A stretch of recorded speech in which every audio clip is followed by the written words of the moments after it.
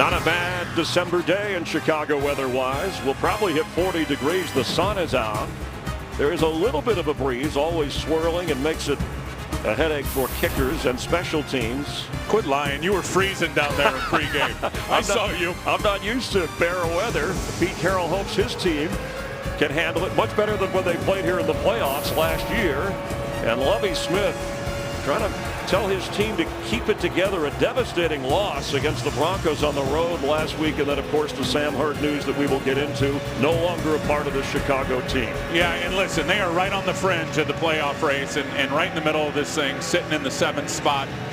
And Lovie Smith knows that. There's going to be 3, 4, 5 opportunities in this game, Chris, as there have been over the last 3 in which they lost, that they didn't make the plays. Today they're going to have to get it right and make those 3 or 4 critical plays that present themselves. Devin Hester, we mentioned he tweaked an ankle in practice. Should be okay to go on punt returns. Johnny Knox is back to receive Stephen Hauschka's kick. The Bears won the toss and elected to receive. Knox with 1 career kickoff return for a touchdown and has blazing speed. So we'll watch Hester's situation closely. There's Seahawks underway in Chicago. A liner into the sun, and Knox has it.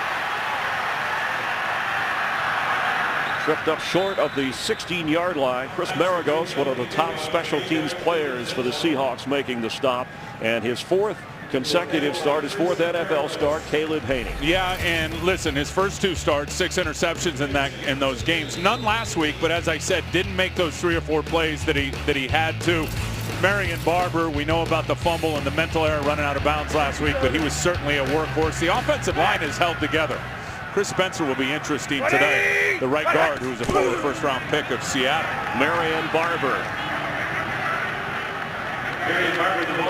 who is trying to get over the staying in bounds and fumbling situation of last week against the Broncos. And for Seattle, that front 7 you talked about in the open, they've been tough to beat. Yeah, the D-line's really playing well and setting it all up for him. The rookie KJ Wright has been outstanding. He really has, and very versatile. And in the back end with those corners, Sherman goes 6'3", Brandon Browner 6'4", Cam Chancellor at 6'4". They're number 3 in the NFL in pass breakups. They get their hands on a lot of footballs. Haney to throw on 2nd and 8, and it's with his big mid in the air, knocked down and almost intercepted by Chris Clemens, or at least with a possibility, dropping back from his defensive end position. Well, and Caleb Haney never saw him, and period. Chris Clemens is the best pass rusher of the Seattle Seahawks. He's got 9 sacks. He gets after it. Pete Carroll, what he did there was he dialed up a little zone pressure where he brought the blitz from one side, put his defensive end in coverage. Caleb Haney never saw that Clemens did drop. Lucky that one wasn't intercepted. You saw the 3rd down percentages since Caleb Haney's been in there the last few games, and it's 3rd down and 8. He has time. He floats it out of bounds. And the fans are going to be on Caleb Haney early here in Chicago. It's 4th down. Actually did a pretty good job eluding pressure right there because Chris Clemens was in his grill. The right defensive end for Seattle threw a nice spin move on Jamarcus Webb. You see there, big 73, the left tackle, and Caleb Haney got away from it and had to throw the ball away with the tight coverage. Leon Washington back to receive the punt of Adam Podlish.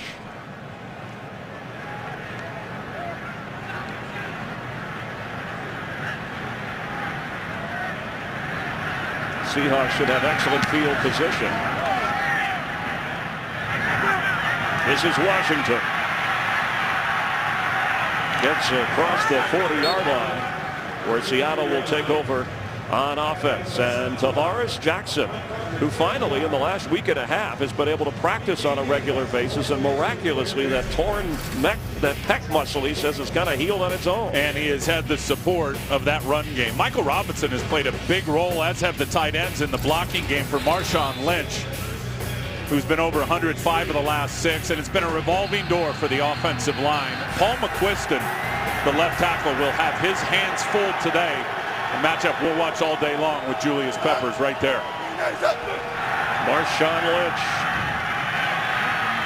And that's the way he's been going, out across the 45. And Henry Melton, the defensive tackle, is out with a leg injury and infection Amobi Okoye steps in for him. And those two defensive tackles, Chris, are going to have to play lights out. Anytime you're defending a zone running scheme where offensive linemen are blocking a zone, the tackles have to play great to keep the linebackers clean. Of course, Urlacher and Briggs still doing their thing.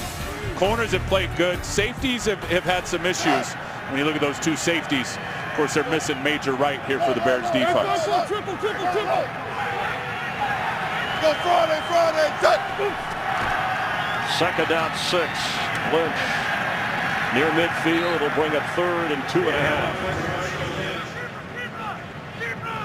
Marshawn Lynch came in with 969 yards, aiming for the 3rd 1,000-yard rushing season of his career. The other 2 in Buffalo early in his career. The beast has been turned loose, and I think it was about the Dallas game, the game we did in Dallas, where they just said, forget it. We are going to commit to the run game. We are going to feed our guy. And Lynch has been outstanding. He's taken on the responsibility and has run with it, literally. 3rd and 2. Tavares Jackson under pressure. Throws it out of bounds at Julius Peppers. Didn't let Seattle's quarterback get comfortable. Well, one thing they'll do with Julius Peppers is they'll move him around. And we saw Julius typically over here. Well, over here he's playing left end. They're trying to run a little action that way with the quarterback and block down and then try to pick up Julius Peppers with a running back. No chance. He forced Tavares Jackson to throw it away. So the defenses win on 3rd down for each as Devin Hester is back to receive the punt from John Ryan. Oh, good pressure, but he gets it off. And it bounces inside the 5. An excellent kick. So field position, a 48-yard boot with no return. And the Bears will start out in a hole. This game on Fox is sponsored by Southwest Airlines. Find our fares online only at southwest.com. From the 3 on 1st and 10. Marion Barber carries, and the Seahawks, who are #1 in the NFL versus the run on 1st down, do their job. Well, they're good on the run on just about every down. When you look at what they've done in the last 5 games, I mean, they have hammered opposing run games, and the 3rd down stuff, they've gotten after the quarterback, the takeaways. These guys have really found their groove, and like I said, it's about sending 5 guys in pressure for Pete Carroll and playing tight coverage with those guys in the secondary. Barber. It'll bring up 3rd down. After that first drive, 3 and out, that was the 51st of the season for the Bears. They don't want another one.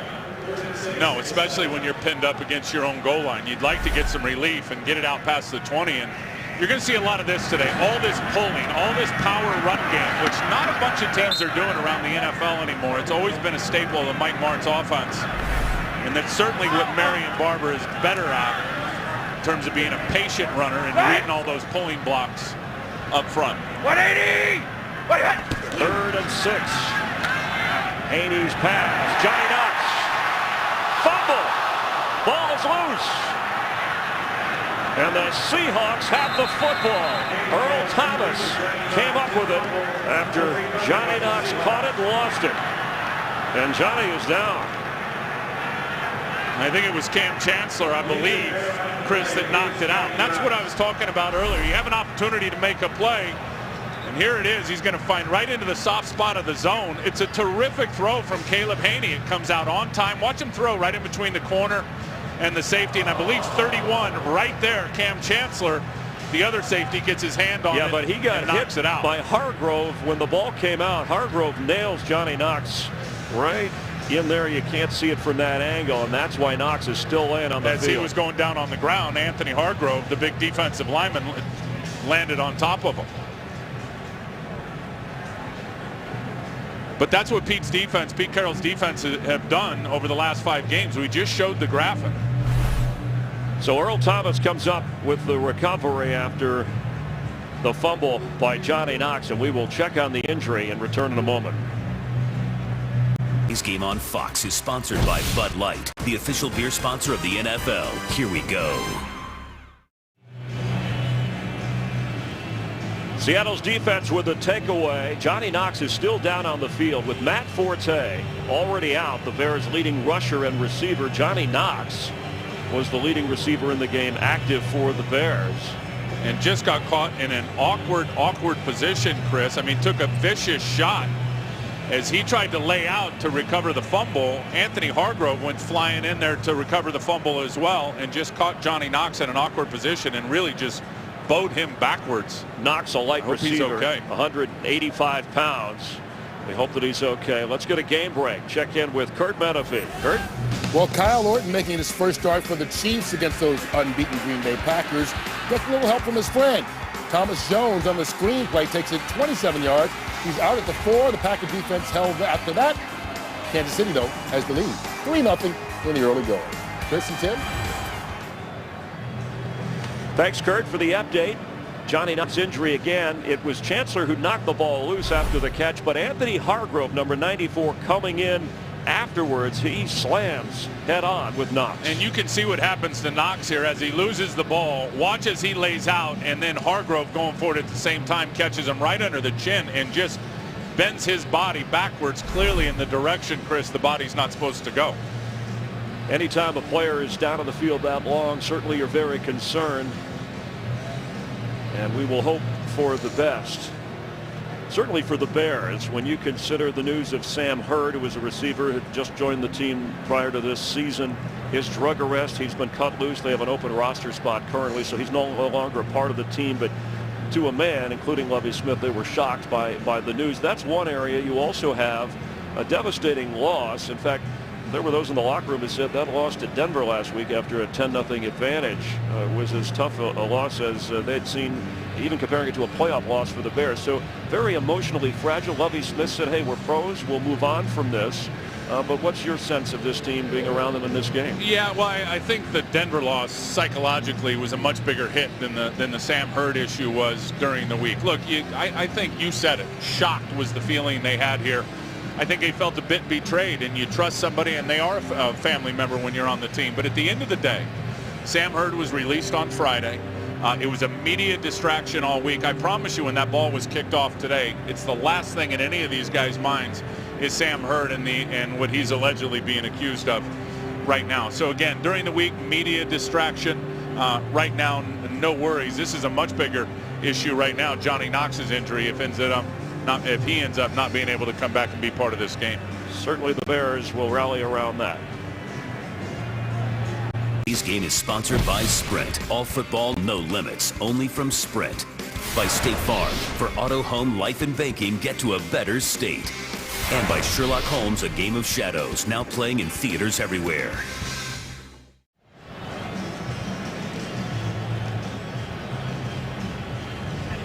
Here in Chicago, second possession for the Bears. Johnny Knox, after a catch and a fumble, hit hard. He is moving his hands and his arms.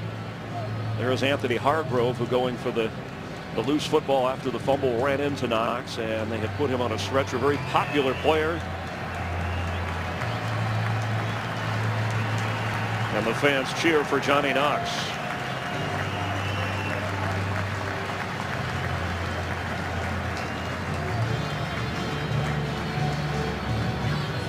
Tim Ryan just spoke of the emotion, psychological impact the last week has had, and certainly the Bears will have to make another adjustment here.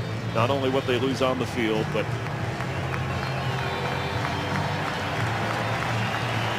the energy that Johnny Knox brings.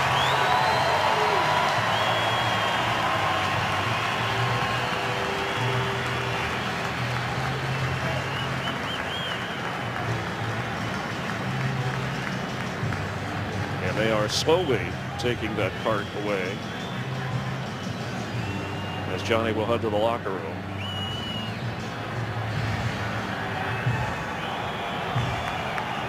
Hate seeing that, Chris. Just an illustration of how physical and how vicious this game can be at any moment.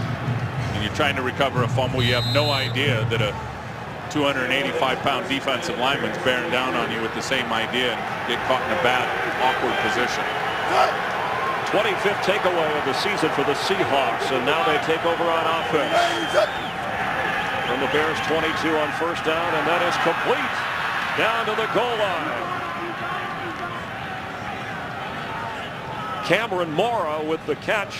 The Seahawks, of their 3 tight ends, they do not have a touchdown reception this year. And they do a lot of this. 2 running backs, 2 tight ends, because Mora's out there split wide. He's matched up on a cornerback, Charles Tillman. Clearly, that tells the quarterback zone. Cameron Mora runs an in route, well placed in between the linebacker and the corner. 22 personnel, heavy run set, and they throw the football out.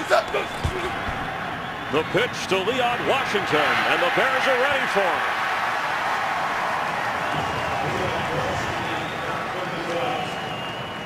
Chris Conti from his safety spot. It'll be 2nd and goal. And Conti and both of their safeties spent a lot of time up in the run box, and because of this personnel grouping, you're going to have those safeties up there anyway. It's a little flip 90, fake it one way, flip it out to your running back. The Bears saw it coming, they were all over it. Loss of 2. Marshawn Lynch will lose all the way back to the 10-yard line. Chris, this is what I was talking about with the defensive tackles, and this is Stephen Paya, the 2nd-round pick. They're going to have to play great against any time you get these zone tracks. Watch him just come flying through with penetration right inside of the right guard. Hits Lynch in the backfield, no chance. Perfect. 2 straight runs, 2 straight losses. The Bears defense on its game. Oh, they can play the run now.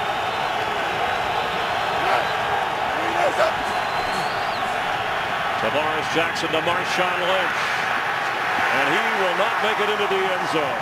4th down. Stelz and Briggs were there. What a great stop. Briggs saw that before it was even thrown.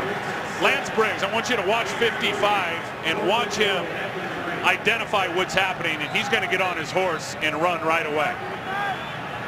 He peeked inside just for a second, saw Marshawn Lynch release quickly on a swing route, and got after him. Very good job in a sudden change situation after a turnover, coming in and holding him to hopefully a field goal here. A 22-yard try. Hauschka. The snap, the hold was bobbled somewhat, but the kick goes through, and there's a flag down. So hold everything here.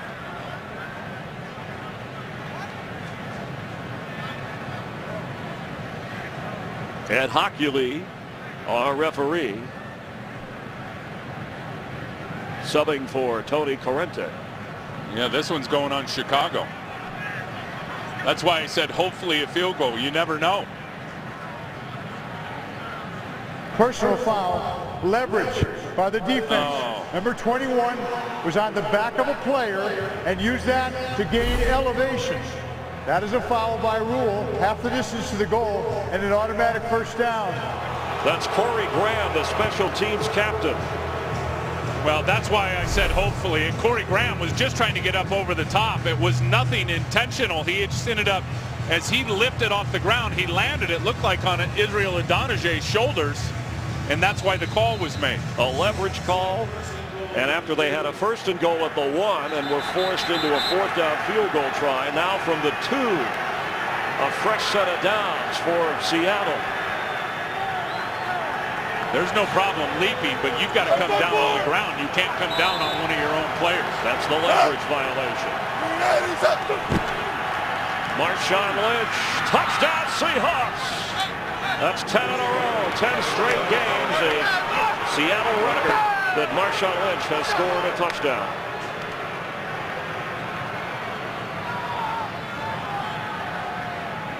Well, and that wasn't the zone play. That looked like a little power play, a little quick inside power play to Marshawn Lynch. He just slammed it in there.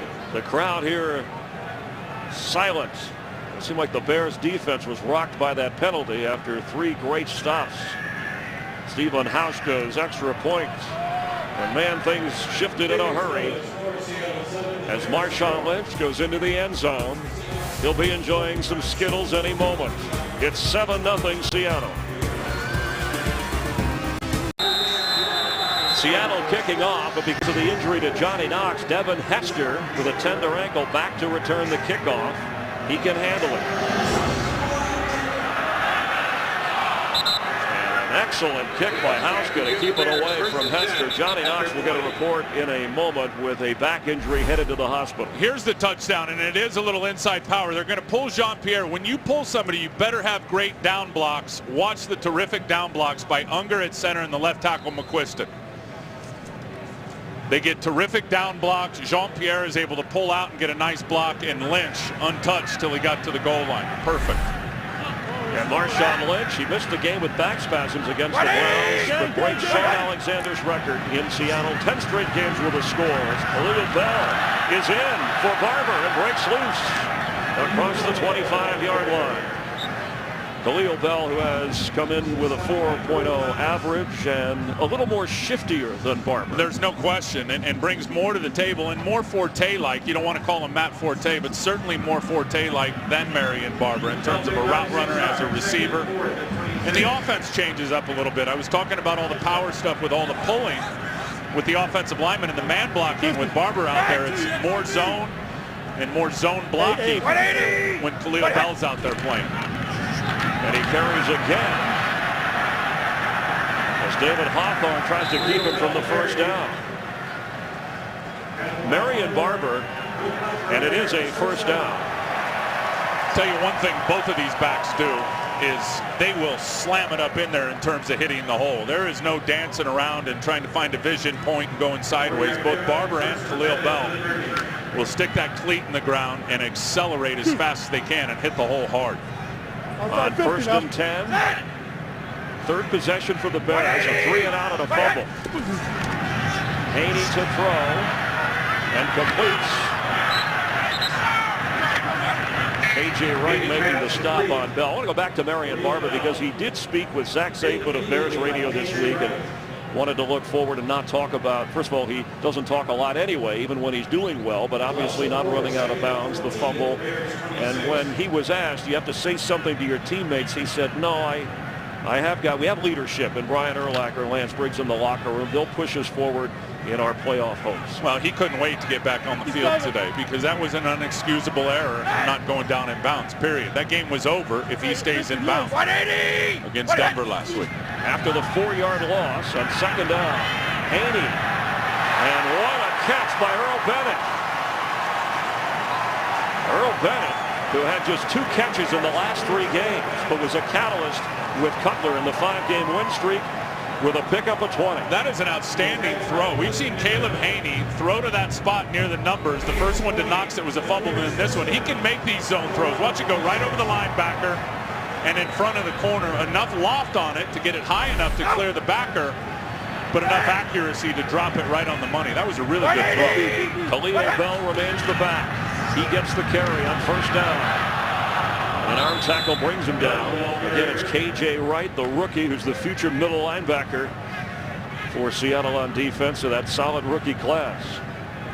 But an impressive drive, way to bounce back after the turnover for the Bears. And look, they got to run the football. They've got to put Caleb Haney in third manageable situations today. They did it last week. His day ended up being okay when you looked at the numbers, some missed opportunities, but 7-step drops, long third down and distance situations will not work in this game for Caleb. They got to set it up with the run game. Pass is complete. That's the tight end, Kellen Davis. Haney spraying the ball around without Johnny Knox out there to go to.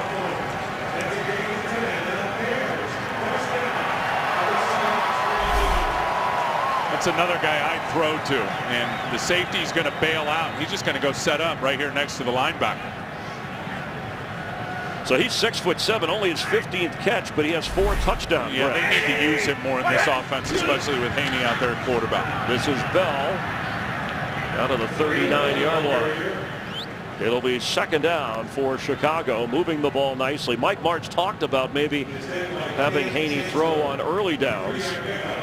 Well, you mentioned it earlier, how good Seattle is, the best in the league at their first down run stuff. It makes a lot of sense to come out and try to fire it at where their weakness is, which is first down pass, not first down run defense. Earl Bennett splits out to the left, and rookie Dane Zanzibacher, number 18, is moving out to the left now. That's Bell, and it'll bring up third down. Alan Branch, the former Cardinal, having a good year with the stop up front. He's having an outstanding year, Alan Branch. He's playing the best football I've ever seen him play. He was a relatively high pick with Arizona, I think second round. And you know, a lot of guys, when they kind of get hammered and in terms of he didn't reach expectation and their confidence gets down, they get an opportunity somewhere else and they rise up. He has been a major bright spot for Seattle up front. On 3rd and 6. Quick pass over the head of Khalil Bell. There was pressure coming from Hawthorne. It'll be 4th down.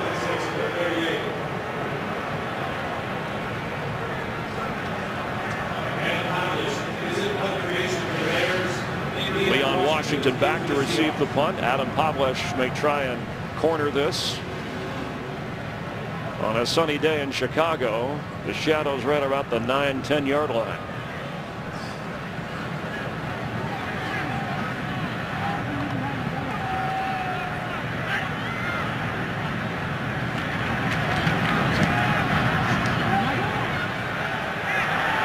Washington lets it go, and right in position is Corey Graham. And the #1 punt coverage team in the NFL lives up to that. Seattle on offense, they have the lead here in Chicago. From the Seattle 4, Tavares Jackson with a record of 16 and 15 in his 32nd NFL start with a 7-0 lead.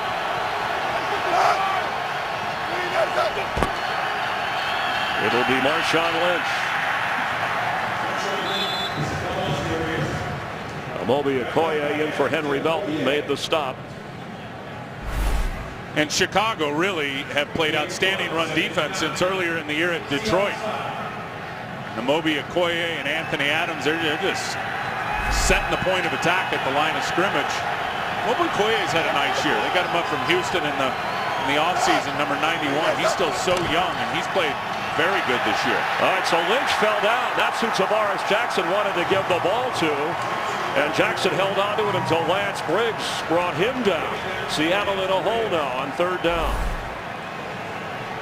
You're absolutely right. Tavares pivots out and wants to turn and hand it to Lynch just on an inside lead or an outside lead play. Good heads up play by Tavares, realizing that Lynch wasn't there, and now he had to make something out of it so he didn't get tackled by Briggs in the end zone for a safety. The field, the turf a little bit soft. You see that middle strip of the field where it's been resodded on 3rd and 13. Benjamin brings some pressure here. Here's Urlacher. It's picked up. Tavares, the ball's knocked loose. And the Bears have it. Israel Adonijah with a touchdown, Chicago. Julius Peppers knocked it away.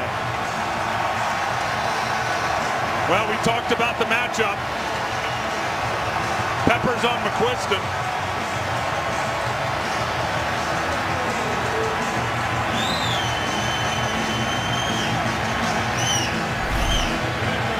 Here's Pep. He's coming this way. Urlacher's going to end up sifting over to the left, but this is old Julius Peppers. Going to swat that hand down, slips, gets back up, and then swat. Tavares Jackson tried to unload it. Peppers stuck that big long arm out and just knocked it out, and clearly a fumble as the empty hand is coming forward, and then Adonijah able to land on it for 6 points. The automatic booth review, all scoring plays, but Julius Peppers getting credit for his 10th sack of the year. The ruling on the field is confirmed. The ball was knocked out of the quarterback's hand before his arm started forward. Touchdown. So Julius Peppers, the 10th sack mark for the 7th time in his career, first with the Bears, and then Israel Adonijah, his first touchdown, fumbling the loose ball in the end zone. I'll tell you, great job by Peppers. I don't know how you leave him one-on-one with Paul McQuiston in that situation. I really don't. And you ended up with two guys looking for work, not blocking anybody, in particular the left guard, Robert Gallery. So they put Paul McQuiston out there on an island against one of the better rushers in the league, and they got bit for it. Jackson had time, but had the football and was sacked and turned it over. So the extra point, Robbie Gould, there's a flag down.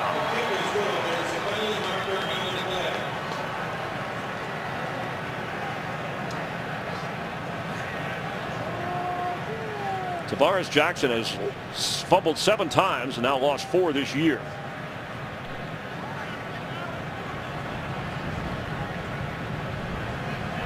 Offside defense. The nose guard moved into the neutral zone before the snap. That 5-yard penalty will be enforced on the kickoff. The try is good. Tim, you said at the start that the Bears defense and special teams had to score given the limitations of its offense and the injuries. You bet. And that's why we're locked up at 7. Absolutely. And that trend's going to have to continue.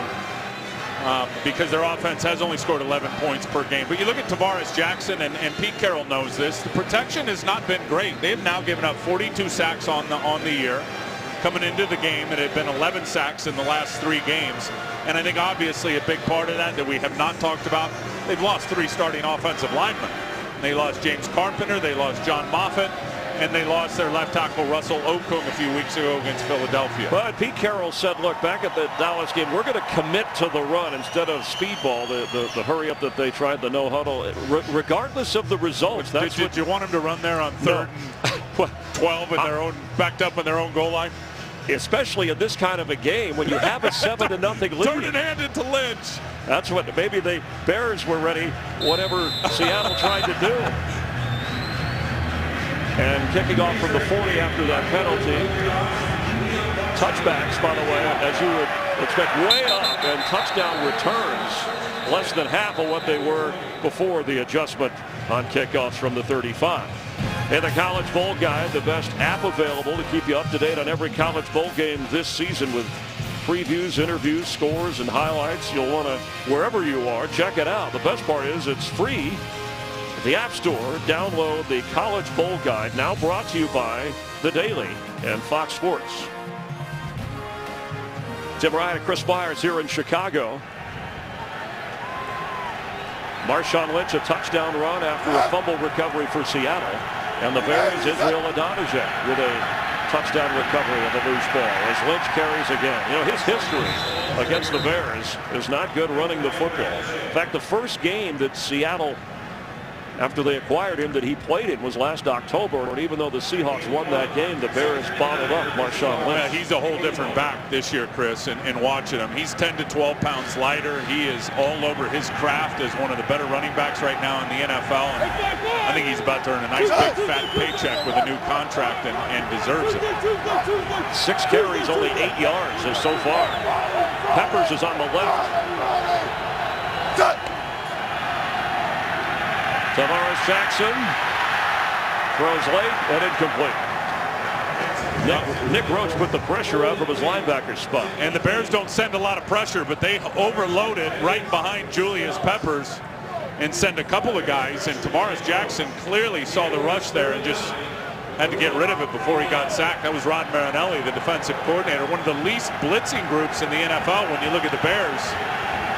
You know Julius Peppers is going to attract a lot of attention anyway. You end up sending blitzers behind him. They're going to end up being unblocked free runners. Justin Forsett is in on 3rd down. Julius Peppers lines up on the right side.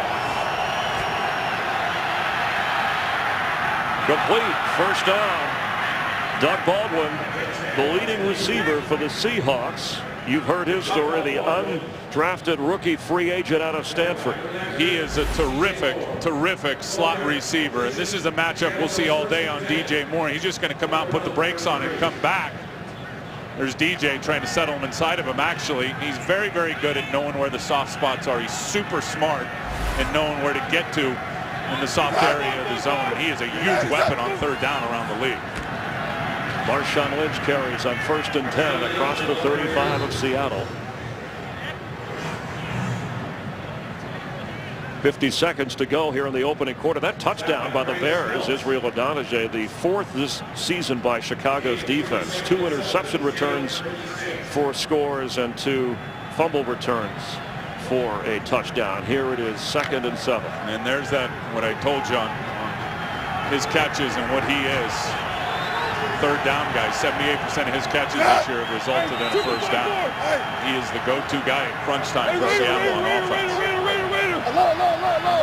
54.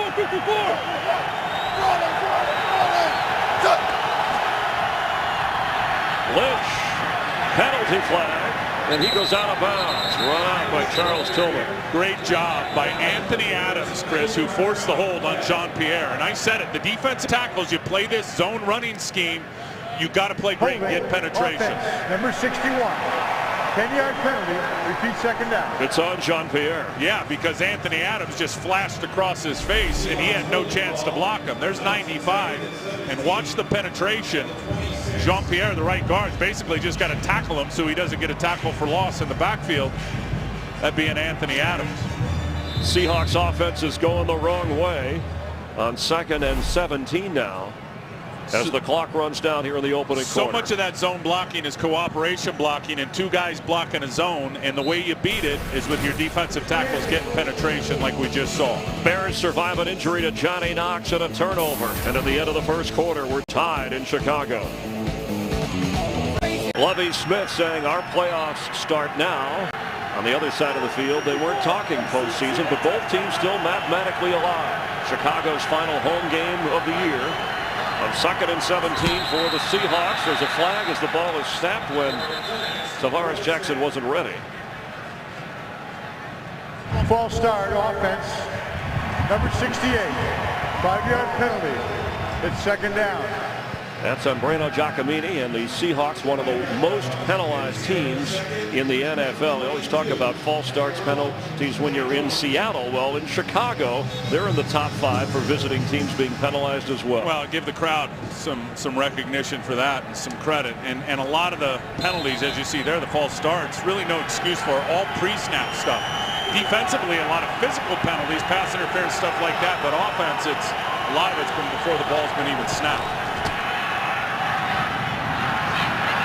Golden Tate has it, is knocked down at the 35-yard line. Let's check in down on the field. We welcome Jamie Maggio. Jamie? Hi, thank you, Chris. It's always so frightening when we see a player go down for as long as Johnny Knox did and then, of course, leave the field on a stretcher. I have very positive news. He's able to move his arms, his legs, all extremities. He's going to be okay. It's just a low to middle back injury. Chris, Tim, back to you.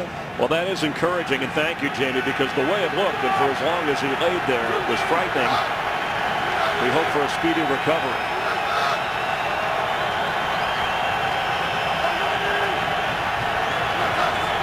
On 3rd and 8. Jackson with time and a diving Mike Williams making the catch. That's only his 17th catch of the season, if they're going to call it a catch. Well, I love what Tavares Jackson just did at the line of scrimmage, and really, they're saying it's incomplete. Either way, it was the ground. The pass is incomplete. 4th down. Great job by the quarterback here, because the Bears are showing 2 wide safeties cover 2, a situation where they would play cover 2, but he uses the snap count and he forces this safety to show what he's doing. Now he knows the other safety's rotating. He's got man coverage out on the edge. He fires it, and Mike Williams can't hang on to it, but a very good job by the quarterback, Tavares Jackson.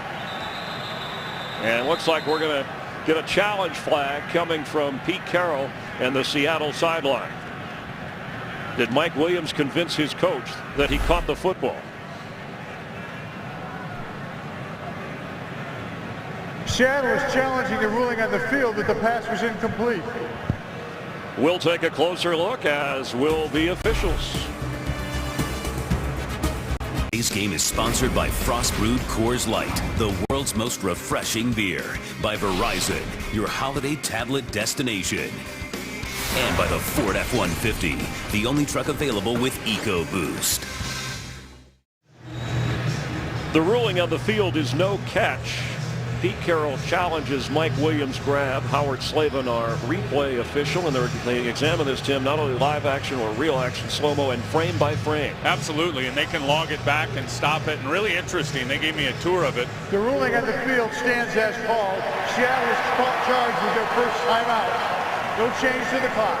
Yeah, they gave me a review of how the booth works in the review booth, and it's really, really cool to everything they can use to get it right. This is a great effort by Mike Williams, who has it there, but you see as he slides out of bounds, the ball shifts, and it just didn't look like he had complete control of the football as he had gone out of bounds. But man, that one was close. So they lose a timeout. John Ryan to punt. Devin Hester, who leads the NFL, averaging more than 18 yards a return, steps away and the ball digs in and then bounces down towards the 31-yard line. Make that the 21-yard line. Sorry about that. And that's where the change of possession will take over. We're tied at 7 here in the second quarter. Bears with a first down. Khalil Bell remains the back. Marion Barber got the start after 3 carries. He's out of there. Bell continuing on the series. And Bell carries moving forward his 7th carry of the game. Make that his 6th carry for 17 yards. And he is a jump cutter. You can see that. There's Marion Barber standing over on the sideline. It should be pointed out that that fumble by Barber was his first in more than 300 offensive touches last week. Go! 50, not 50. Tell you one thing Chicago is going to do is they're going to make you defend these edges and defend the perimeter. No question. On 2nd and 9. Haney with plenty of room to run. First down, Chicago. And he needs to do more of that, Chris, period. I mean, those are backbreakers for defense when the quarterback can take off and run. Pressure from KJ Wright. Red Bryant comes up inside, and Caleb Haney just finds a little window and escapes out. You've got the defense that's playing some man coverage. Anytime you get that and they're turning their backs to the quarterback as defenders, the quarterback should see that. Have a lot of real estate to run. He's a very, very good athlete. He needs to use his legs more in this offense. A 13-yard pickup. That's the best run of the day for either team. And even in the passing games in terms of the bootlegs and getting him out on the edge and letting him throw from out there. He has time but can't find anybody. And then floats it down the sideline in the area of Roy Williams. After a 5-game winning streak, when Jay Cutler was injured against the Chargers, Caleb Haney was thrown into the starting role. At Colorado State, he was, as a senior, the team captain, set a school record for completion percentage at 64%. Told us you grow up in a hurry, not just in the NFL, but his wife, they had a daughter, they have a son on the way in March. Hoping to get the Bears closer to the playoffs. As Bell carries. Just across the 40-yard line. And guys like Caleb Haney that have not had consistent, steady starts. And you need game reps. I don't care who you are. You don't get much better in practice. The game is completely different. He's got to get his confidence built up. And I think when you come out here in the first 2 starts, he had 6 interceptions, three interceptions in each game. You looked at him last week, and they almost become paralyzed, afraid to make a mistake. And it's hard for these guys to pull the trigger in terms of just letting it fly. They're thinking too much and too worried about making an error. 3rd and 8. He's on the run. Throws and completes. Dane Sanzenbacher with the grab. Well, he pulled the trigger that time and again used his legs to buy some time. And the Mike Martz offense is all about getting to that last step and getting the ball out on time. It doesn't always work how you draw it up on the chalkboard. He's able to break contain right there. You saw him hit the back step and then a perfect throw back across his body in between the zone to Dane Sanzenbacher. So after an 18-yard pickup against Sanzenbacher, and we'll probably see more of Earl Bennett with the injury to Johnny Knox, who is out with a back injury, hurt in that opening quarter. 180! On first down.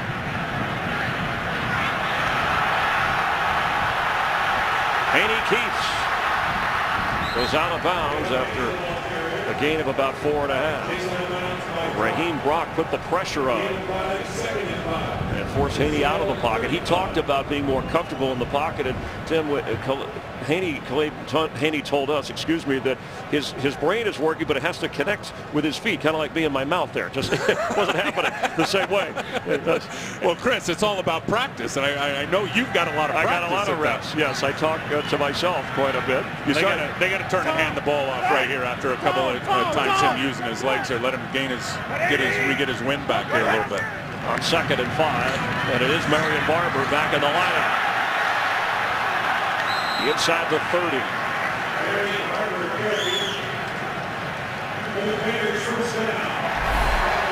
And this is what Marion Barber can do now. KJ Wright's got to be the guy to set the edge, but Marion Barber waits for Matt Spaeth to come get a block and then runs through the tackle of David Hawthorne. And it's a first down, so after a 6-yard pickup, the mixing of Khalil Bell and Marion Barber has a nice drive going for Chicago. And Barber remains in. And a fullback isolation play right here on a linebacker. Haney. Oh, love it. He couldn't hold on inside the 25. Sundzenbacher and Roy Lewis on top of him. That's a new wrinkle in their offense, and what we talked about of getting him out on the edge and using his legs, because they run the isolation fake fullback on a linebacker, play action it to Barber, and then they end up getting man coverage. Caleb Haney rolls out, delivers it, but a good pass breakup, really good pass breakup by Roy Lewis, separating the arms and knocking the football out.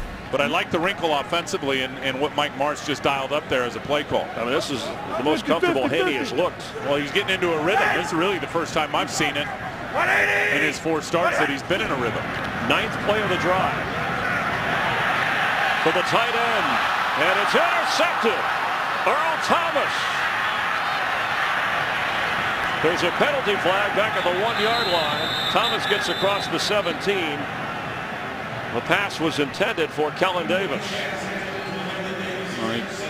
He tried for the home run. He had Earl Bennett so wide open out in the right flat. Chancellor may have tipped that ball. Chancellor did get that long body and that hand up to get a piece of it. After the interception, illegal block in the back by the interception team number 25. That penalty will be enforced half the distance to the goal.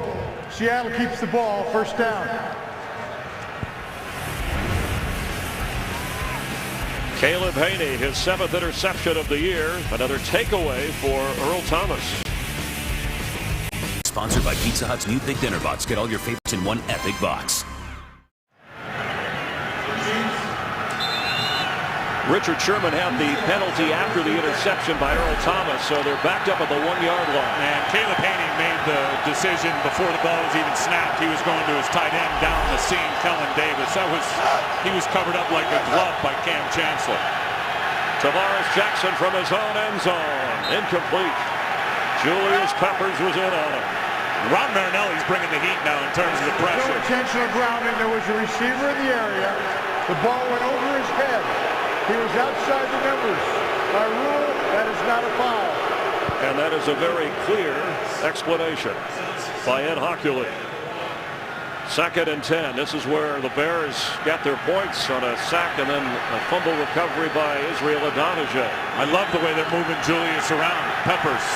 That time he came from the left side. Right now he's lined up over on the right. On 2nd and 10. Jackson keeps. It'll be 3rd and long. The field position game, the defensive struggle between these two teams continues.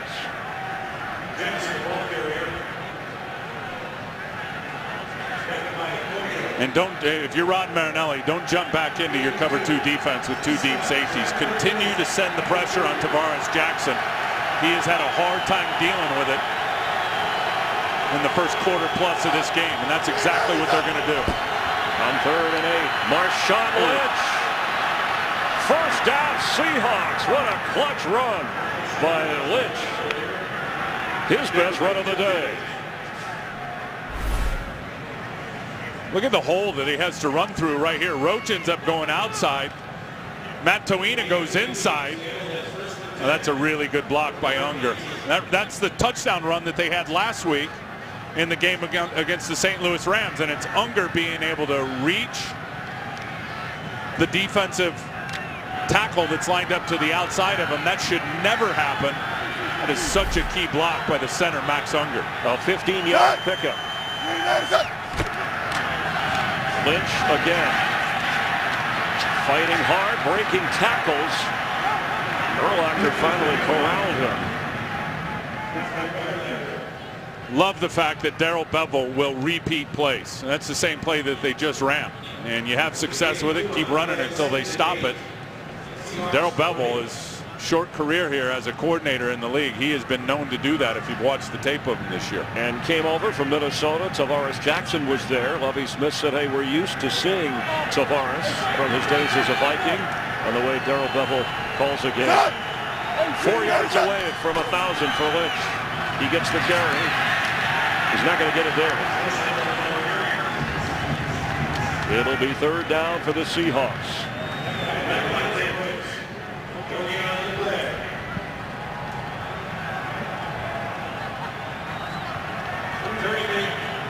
That's the yardage each time he's carried the football. He's had that loss of 4 in there. Well, that's when he slipped in the end zone, fell down, didn't even have a chance to get the handoff. He checks out on 3rd and 7 as Justin Forsett is in with Doug Baldwin.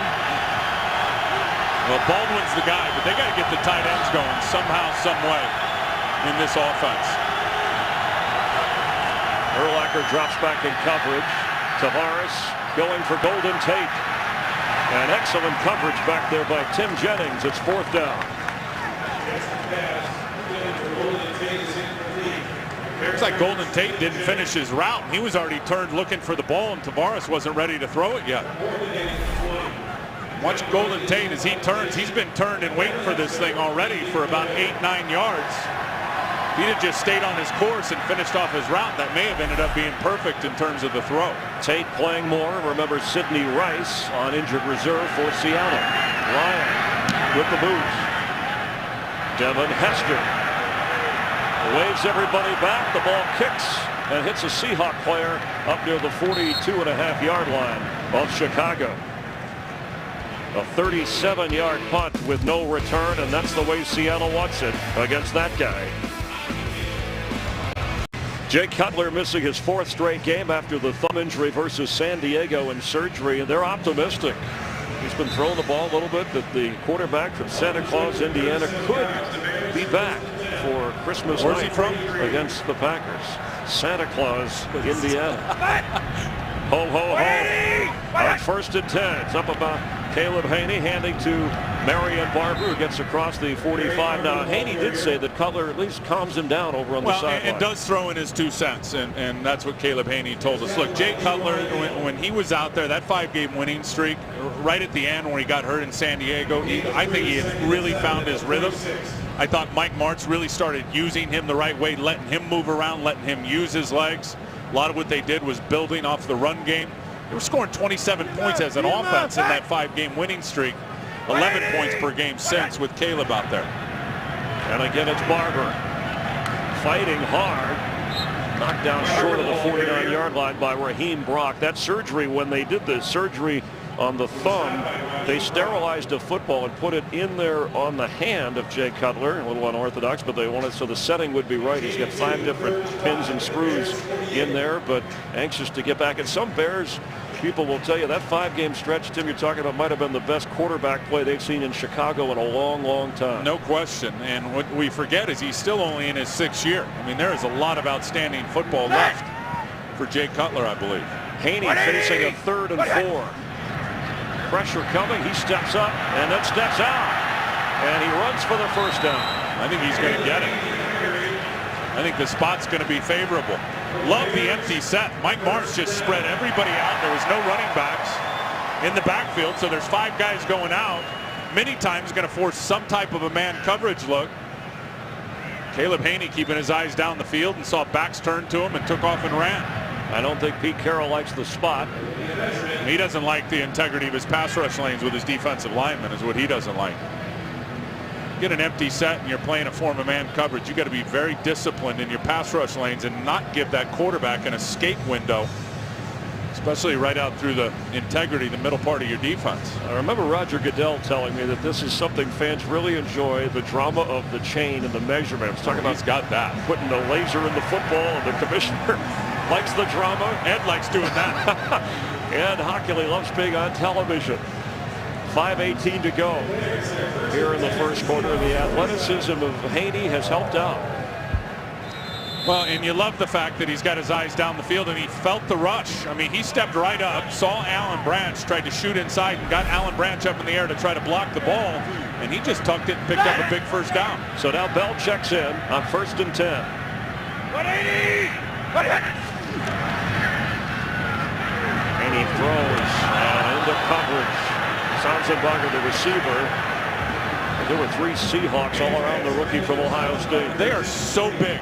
when you look at this secondary, Chris, Richard Sherman is every bit of 6'3". I mean, just a massive, massive corner. Browner on the other side, who's got 5 picks, is every bit of 6'4". And Cam Chancellor, who just laid out and looked like he got a piece of the ball, the safety, also 6'4". So because of that height and that length and those long arms, they get their hands on the football as much as anybody in the league. Yeah, but Haney told us they have the size, we have the speed. Now that was the speed got hurt with Johnny Knox and his back injury early in the game. Out of the lineup, so he has to go in a different area as Bell carries.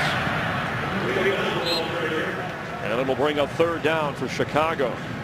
Battling for a playoff spot with a 7-6 record, and Seattle mathematically alive with a 6-7 mark. And it's really a shame Johnny Knox did get hurt with the back injury early, because you look at these corners for Seattle, as big as they are, and just talked about that, and as physical as they are, you can really get them on the double moves. You have time to throw it. The start and stop moves, because of their size, they have issues stopping and then restarting their feet again and playing catch up. They need 4 on 3rd down, and he can run for it again. He'll throw this time and connects with Dane Sanzenbacher for the 1st down.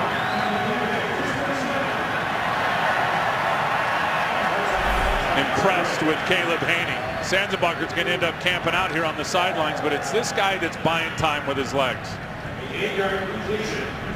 And that's good quarterback play. You got your eyes down the field and you're feeling the rush. He didn't have his eyes on the rush. He had his eyes down the field, but felt the defensive end take an inside rush and was able to break contain. And Mike Martz said they'll open up the playbook a little bit more each game with Caleb Haney. And we have a timeout here. Timeout Chicago. That's their first. It's a 33-second. Bears have 2 remaining. Seattle has 2 as well. Remember, they lost on the challenge.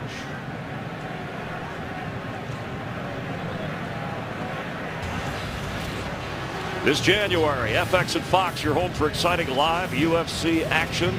More than 10 epic fights on 3 incredible nights featuring some of the best, some up and coming fighters, as well as contenders that are looking for their shot at history or maybe picking up a belt or a championship. It's a month of outstanding live UFC action. Begins on Saturday, January 14th on FX. I figure Glazer and I are about the same weight class now, light heavies.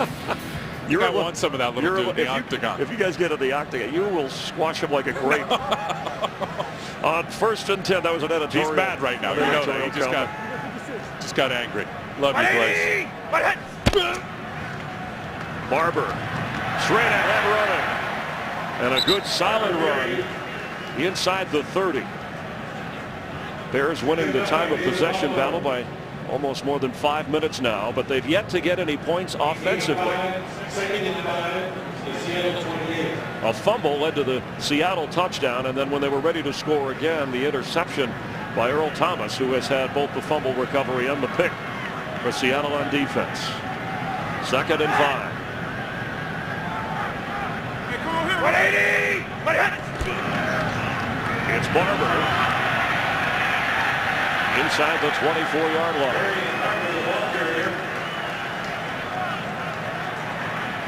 And he got the 1st down. Well, and he got a good block. And Mike Tice told us the other day, Roberto Garza, the key that he gives them is he can handle the nose guard all by himself, which a lot of guys around the league can't. And watch Garza.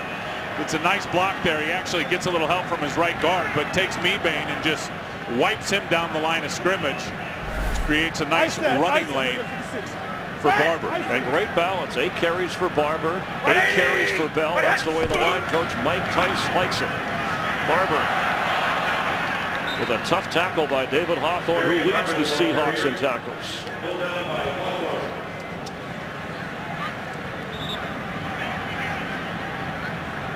Nearing the 2-minute warning here in Chicago. They played in the playoffs. Bears won that one. They played in the regular season last year. Seattle came to Chicago and won that one. In fact, the Seahawks in the series lead 8-12 all time, but the Bears have won both postseason meetings. Here we're tied at 7, but the Bears are on the move. Bears with a 2nd and 12 from the Seattle 25. 10th play of the drive. That's Bennett splitting out to the right. Haney sets and throws. And he has him. That's Khalil Bell for a Chicago touchdown.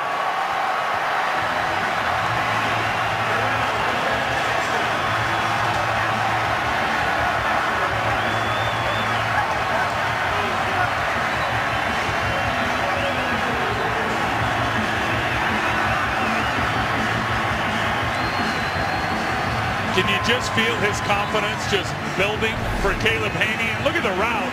He's going to run Khalil Bell and then go inside David Hawthorne. Caleb Haney again resetting his feet, using his legs. Man, his confidence is growing. That was a strike to Bell for the touchdown. And the Bears strike in the second quarter to take the lead on a 25-yard touchdown pass. The first career touchdown for Khalil Bell. And Caleb Haney, who finds his rhythm late in games, has found it here. And look at him reset his feet. And again, keeping his eyes down the field. He knew, and he told us on Friday that he thought they could get some good matchups in the passing game on their linebackers. And that was a great example of it right there. And really a perfect route by Khalil Bell, running underneath the linebacker and then running away from him. Look at that gap of separation between himself and David Hawthorne. The Bears' playoff hopes, not only now are they out in front, but the Redskins are beating the Giants as they near the half, 17-3. The Giants came in as the NFC East leaders, but who knows in a wild card scramble. Absolutely, and you got to be happy for Caleb Haney. I mean, that is a big momentum boost here with under 2 minutes to go right before halftime. Defense has got to come out and hold Seattle, but Caleb Haney has been getting hammered in sports radio around here. We were listening to it yesterday. It's ridiculous, and it's almost personal. Well, I'd be happy for the guy that he's come out here and he has functioned very well as a quarterback. Yeah, the guy sitting next to him has heard a lot of that criticism as well, and you miss Jay Cutler when he's out. But Haney, who came in late in the championship game in the loss to Green Bay and really won over the locker room with how confidently he played, is having the best game in his stretch so far starting here. Leon Washington on the run. Gets across the 20. The Seahawk offense will take over. Kurt Menefee back at our studios in Los Angeles. What's going on, Kurt? All right, coming up on the Visa Halftime Report, we'll have scores and highlights from a festive Week 15 in the National Football League, including maybe the Indianapolis Colts getting an early Christmas present, maybe that first win. We'll talk about it in the Visa Halftime. Now back to you. Kurt looking very festive. And the Seahawk offense, only 73 yards of total offense so far. Because the defense of Chicago's been tough. Tavares Jackson will get rid of it. Now 4 out of 10. Well, they are just out of sync. And Chicago is really not even defending the middle part of the field because they know Tavares Jackson. If you look at his numbers this year through the first 13 games, he's a guy that loves to throw numbers to sidelines. He is a perimeter thrower. Rarely does he throw the football between the numbers down the hash marks, and the Bears know it. Justin Forsett carries and gets up to the 30 before he is hit hard by Chris Conte from his safety spot, the rookie from California. And he is down. Never Major Wright had a shoulder injury that forced Steltz into the lineup. Craig Steltz has played well at the other safety spot. Brandon Merriweather and Winston Venable, the backups behind the rookie Conte. It'll be 3rd and 1. The Bears use a timeout. They will have 1 remaining as Conte is in pain. When he came up as Steltz missed the tackle, Conte came up and really just squared up right here on Forsett. So you can see it's really a good form up tackle. Bang right there, and he wraps, and then all the other guys come in and took a couple of bad shots there on his neck. That one right there from Max Unger. And Tim, you know, inside of 2 minutes, if there's an injury, you are assessed a timeout, thus the Chicago timeout. Seattle has 2 remaining, 1:24 to go before we hit the half. Don't forget the Visa Halftime Report. Kurt will have all the highlights and scores of that Redskin Giant game. Also the Saints and the Vikings battling in Minnesota. And it looked like, I mean, from watching that replay, it looked like it could have been a head or a neck for Conte, but they're working on his right leg down there. And I think as Unger came and hit him, looked like he had some part of his right leg trapped under himself and got caught in a weird position.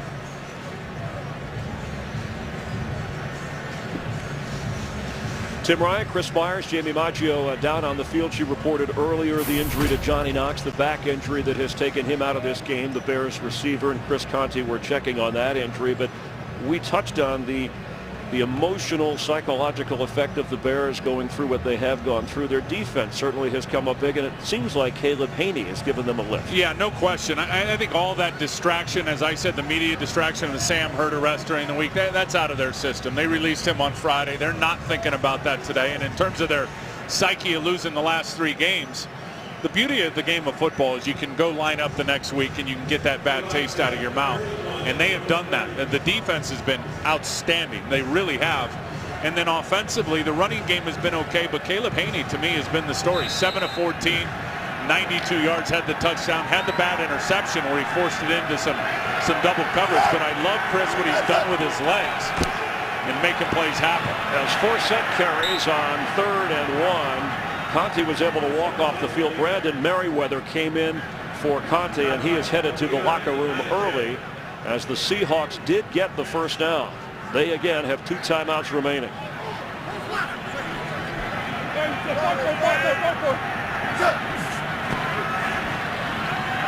Tavares Jackson goes down the middle of the field and incomplete. That is now 5 straight incompletions for Tavares Jackson. That was blanket coverage from Craig Steltz on Zach Miller. One of the rare times that Seattle's trying to drive it down the seam to the tight end, and Steltz was all over it. The biggest pass play for the Seahawks today is the Cameron Mora catch of 21 yards. And again, no Seattle tight end has a touchdown catch this year.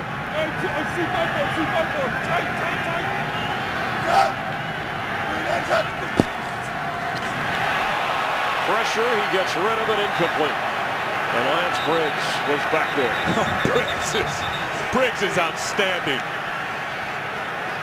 He leads his defense in tackles, and this is going to be an intentional grounding. Watch Briggs right here. I mean, he just comes flying right through the middle of that offensive line. Tavares Jackson has got to throw it. He's still within the tackle box. I don't know if there was a receiver around.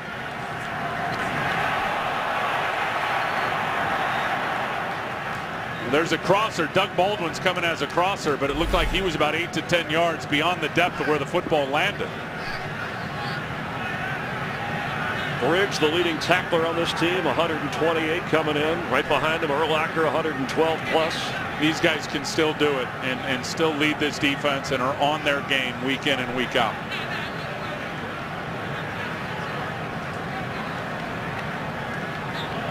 After discussion, number 15 was in the area a few yards away. The quarterback was throwing. Therefore, there is no foul. It's 3rd down. Now, is that the gray area? What's a few? Is it 8? Is that 10? 5 yards? More than one is, I think, the definition of a few. I'm not sure what that means. So it's 3rd and 10.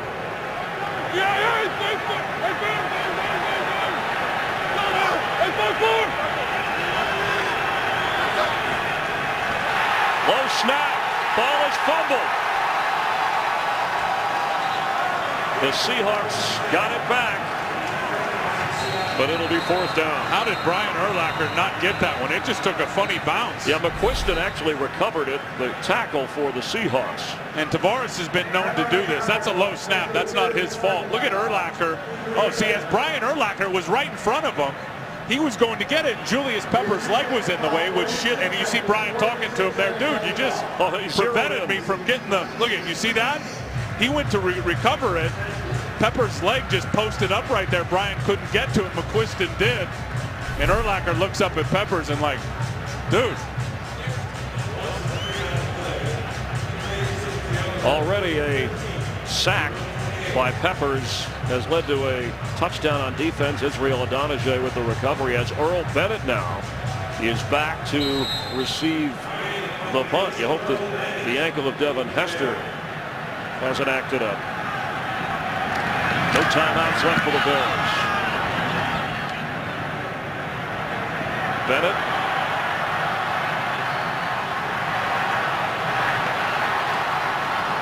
Was a lot of tough running to get across the 32-yard line. With 30 seconds remaining, a 7-yard return by Earl Bennett. And Caleb Haney, 7 out of 14, 90-plus yards, a touchdown, and an interception, will lead the offense with no timeouts remaining. Visa halftime report coming up with all the highlights and scores and updated stats. It's crunch time. For those that still have, there were more than 20 teams coming into the weekend that had playoff possibilities, at least playoff hopes. The Bears and Seahawks are in the mix. 57. Brian Urlacher said we'll worry about that after we get through this game. They're going to run it to Khalil Bell, who has a first down across the 46-yard line. Yeah, Caleb's got to get this thing clocked. Get it clocked, have a chance for another play or two to get in field goal position.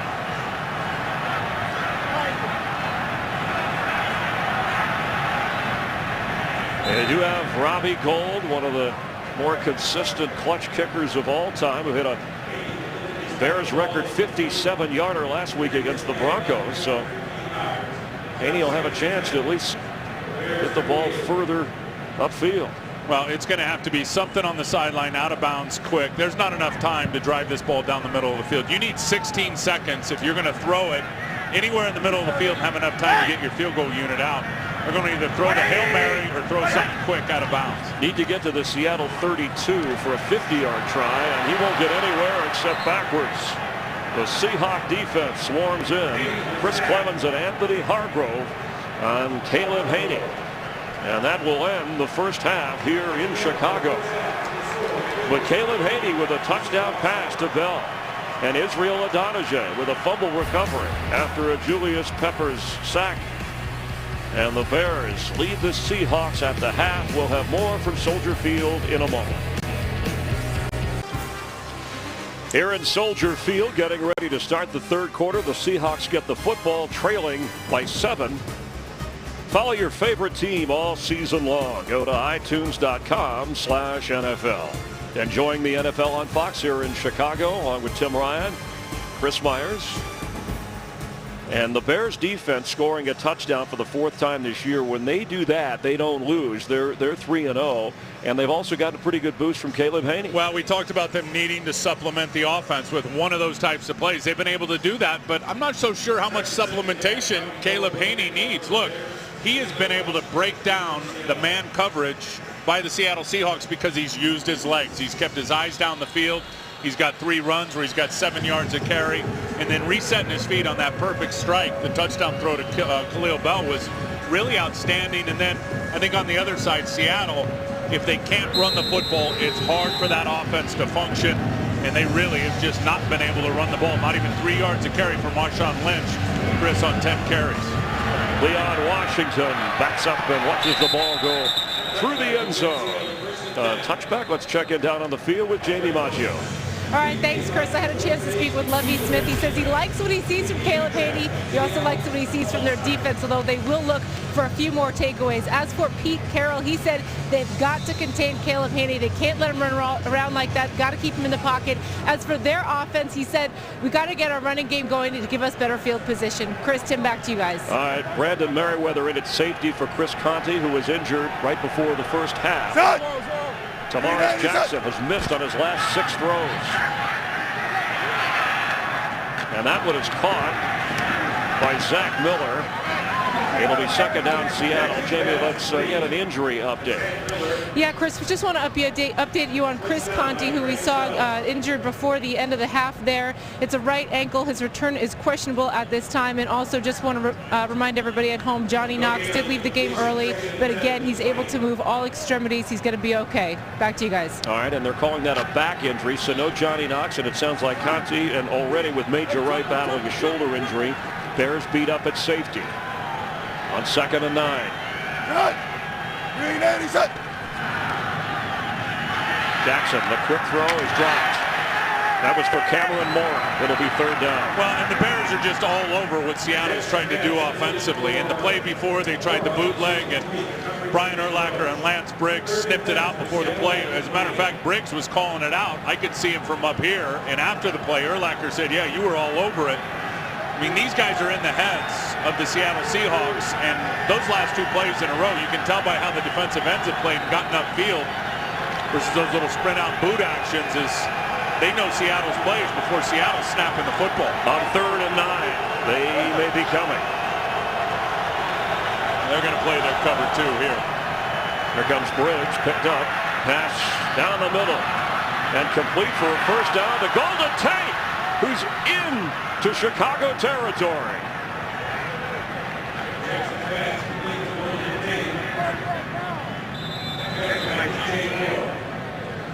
Charles Tillman slow to get up. And Golden Tate's hurting himself. Very nice throw over the middle of the field on the in cut by Golden Tate. Right there is where Tillman gets hurt. He actually knocks his defender, Tim Jennings, off. Biggest pass play of the game, a 33-yard gain. Golden Tate started to flash here now. Since Sidney Rice has gone down, Golden Tate, his obviously play opportunities have gone up, but his impact with his offense has clearly gone up.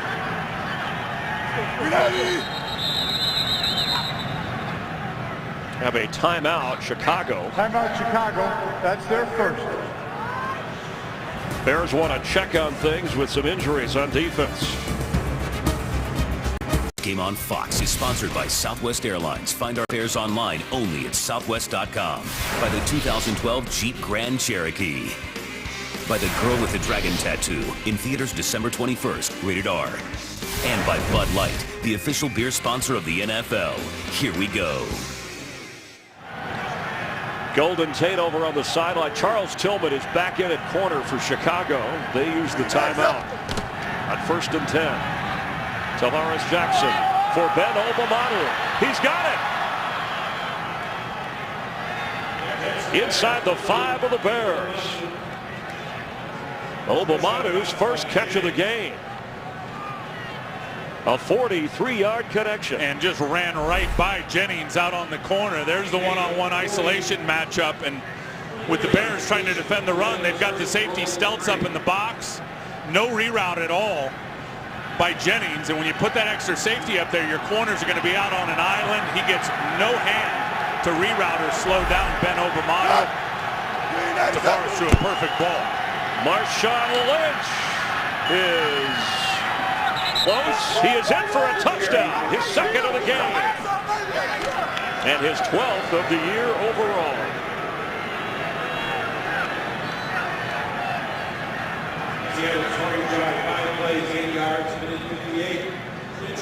On his 11th carry, only 30 yards rushing, but 2 touchdowns. And they just slammed the right side. Giacomini, watch the down block on Paya there, and then watch Zach Miller get the kick out block on Corey Wooten. You can't do it any better.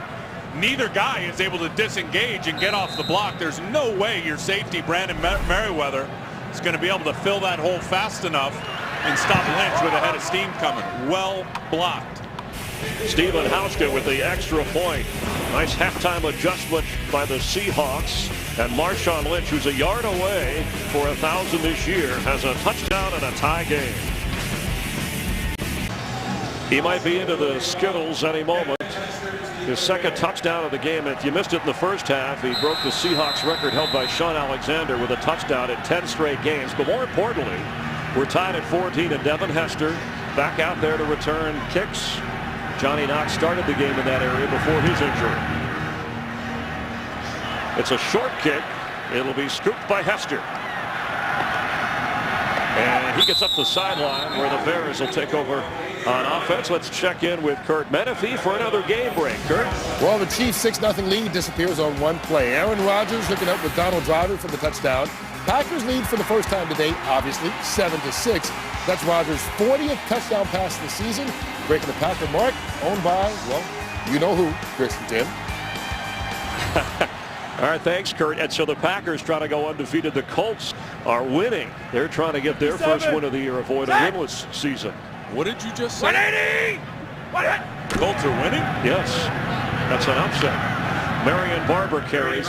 You know, of the 12 playoff teams at the moment coming into the weekend, 10 of them had their starting quarterback playing for them, and that's a big reason. Obviously, we see Chicago with Caleb Haney starting his 4th straight game here in a battle for just playoff hopes, however they can get there. Absolutely, and give him credit for what he did in the first half. Now, second half is going to be a different animal, you would think, against this Seahawk defense. Pete Carroll is outstanding at his adjustments at halftime and dialing up a plan to thwart what the offense has hit you with in the first half. They are an outstanding second half defense.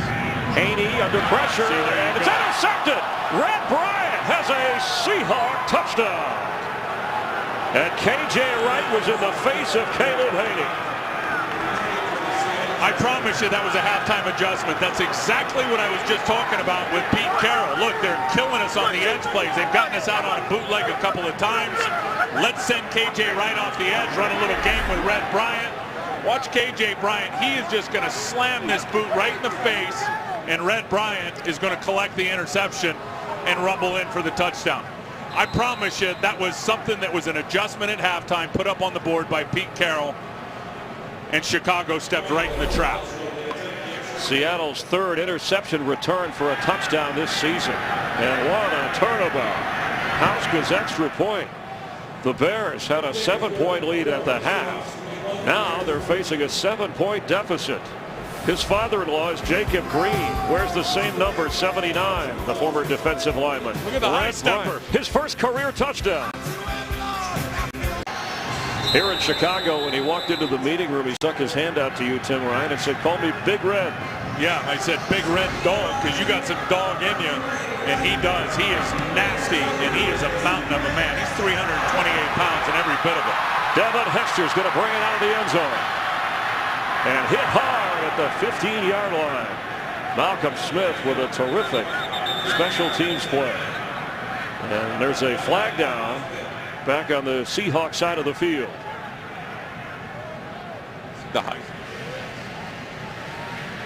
Again, the first career touchdown for Red Bryant, who's known as a run stuffer, but took the interception and ran it into the end zone. We have Malcolm Smith, the injured player. He made the stop on Hester. Backup linebacker from USC. The kicking team was offside on the play. 5-yard penalty. We will re-kick. 53 there, and it's just a head-on hit right into the leg of Devin Hester. And there's so many times that it's not a helmet to helmet when you get rocked or get a neck stinger or a pinched nerve in your neck or get a little wobbly or woozy. It's when your helmet makes contact with the lower body or to a leg, and that's exactly what happened. So good news for the Bears. The penalty, they have to re-kick. Hester may have another chance. Friday, January 16th, one of the most anticipated bowl games of the season. Kansas State, 8th ranked, 6th ranked Arkansas, and the only Big 12 SEC showdown. January 6th, you'll see it in high definition live from Cowboy Stadium, the 76th Cotton Bowl Classic on Fox. The Cotton Bowl, the only non-BCS game that features 2 teams that are ranked in the top 10. So Khalil Bell goes back after the tough hit that Smith put on Hester. They're checking on Smith, and Hester's been in and out on the return game. Remember, he tweaked an ankle Thursday after practice. And without Johnny Knox, the return game limited for Chicago. So from the 30, here goes Hauschka. Bell has it. And Khalil Bell, who had his first career touchdown in the first half, gives the Bears the offense here at the 27-yard line. Look at that big mountain of a man. I love this. Red Bryant, first of all, the ability to secure it. Now watch him tuck it. Well, not really tucking it, but then the high stepping. Look at How much weight was that, you said? Well, he said he's 328 pounds. He's every bit of 6'6". He is massive and clearly light on his feet with a little high step. Number 79 moving with the football. And here it's Barber trying to get the Bears back in gear as he gets up to the 30-yard line.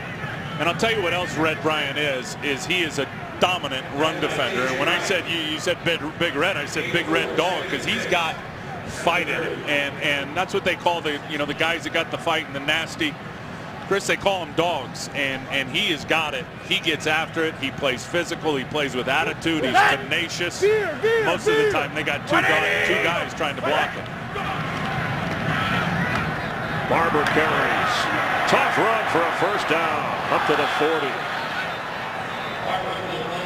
And there's a flag down back at the 30. Offense number 87. 10-yard penalty. Repeat second down. Kellen Davis called for the hold that'll negate a terrific run, a terrific tough run by Marion Barber.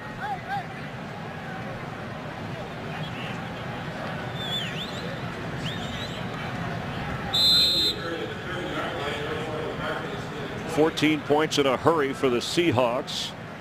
After Lynch scored a touchdown, they get the turnover and run it in for a 21-14 advantage. 56. 180. Bell has it, slips a tackle and gets across the 21-yard line. Bell has run 9 times for 40 yards. And again, that touchdown catch of the first half.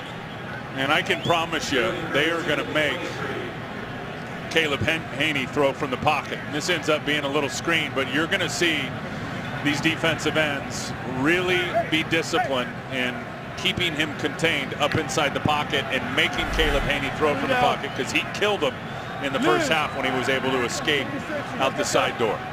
On 3rd and 13. Bears number 2 for 26 on 3rd down coming in. They've done better today in that department. Haney's throw for Sanzenbacher, and Brandon Browner was there. No flags. They had 8 guys in coverage that time, and Caleb Haney had nowhere to go with the ball. Chose to only rush 3, and again kept him hemmed up inside, made him try to read the coverage, and nobody was open. And he didn't have room to run around as he did in the first half. So Leon Washington back to return the punt of Adam Podlick.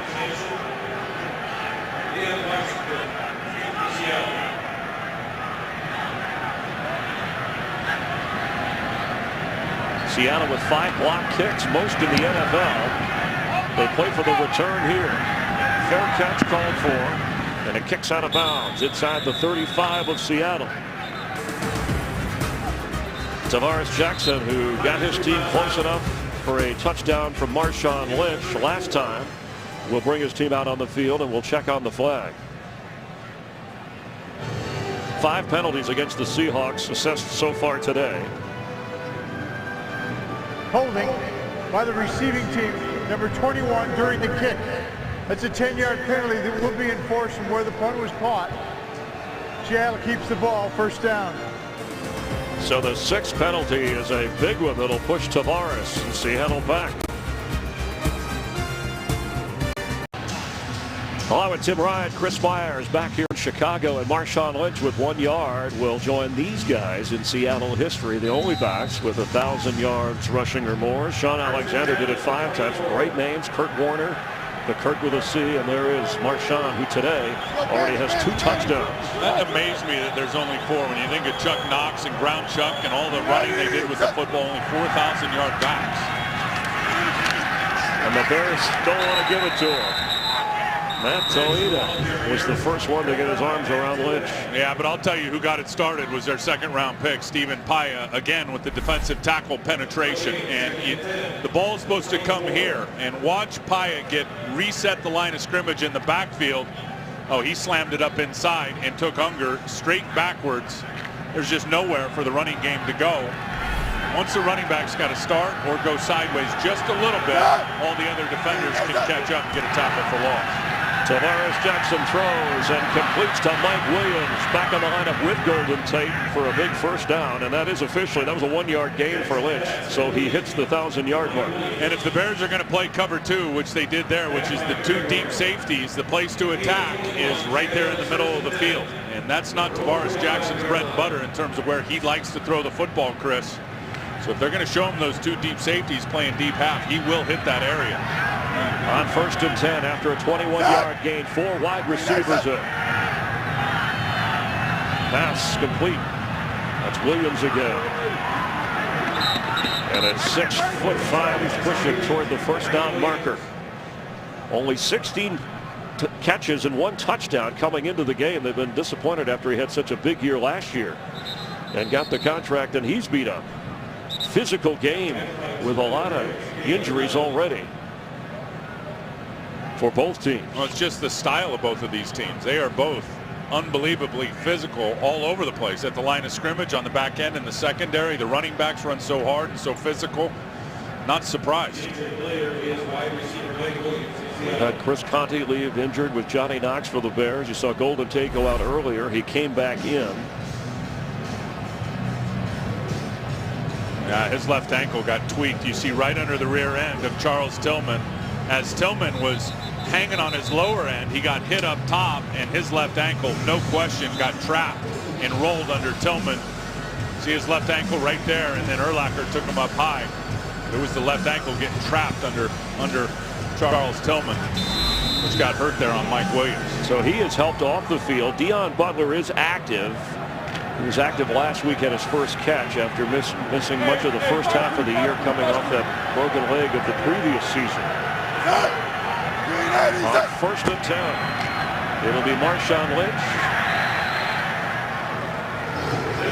They are stunting the front. When I say that, the Bears, Rod Marinelli has chosen, we're not going to run it straight up. We are going to try to penetrate the gaps and make your run game go sideways. That time it was Julius Peppers just slammed it up inside there. There's nowhere for Lynch to go. Lynch with 13 carries, only 30 yards against that Bear defense. He lost a yard there. Julius Peppers is 1 sack away from 100 sacks in his career. And he was in on that play as Lynch takes the throw and fights down to the 42.5-yard line. Let's get a game break and check it again with Kurt Benefield. Well, you may not believe this one. Indianapolis picks off Matt Hasselbeck, former Seahawks quarterback. That's Jacob Lacey taking it 32 yards for the pick 6. And look at this. The Colts trying to win their first game of the year, up 17-6 as they start the 4th quarter. Chris and Tim, the Colts hadn't had a lead in a ball game since week 5. That is amazing, and Tennessee was a playoff contender, tumbling backwards. They're playoff contenders here, battling for everything they can get. Watch out for Baldwin here coming off the edge. Forsett is in on 3rd down. They have nobody covering Baldwin except this off player. And Justin Forsett got the ball, but Urlacher didn't let him get the first down. An unusual call. Especially at this area of the field.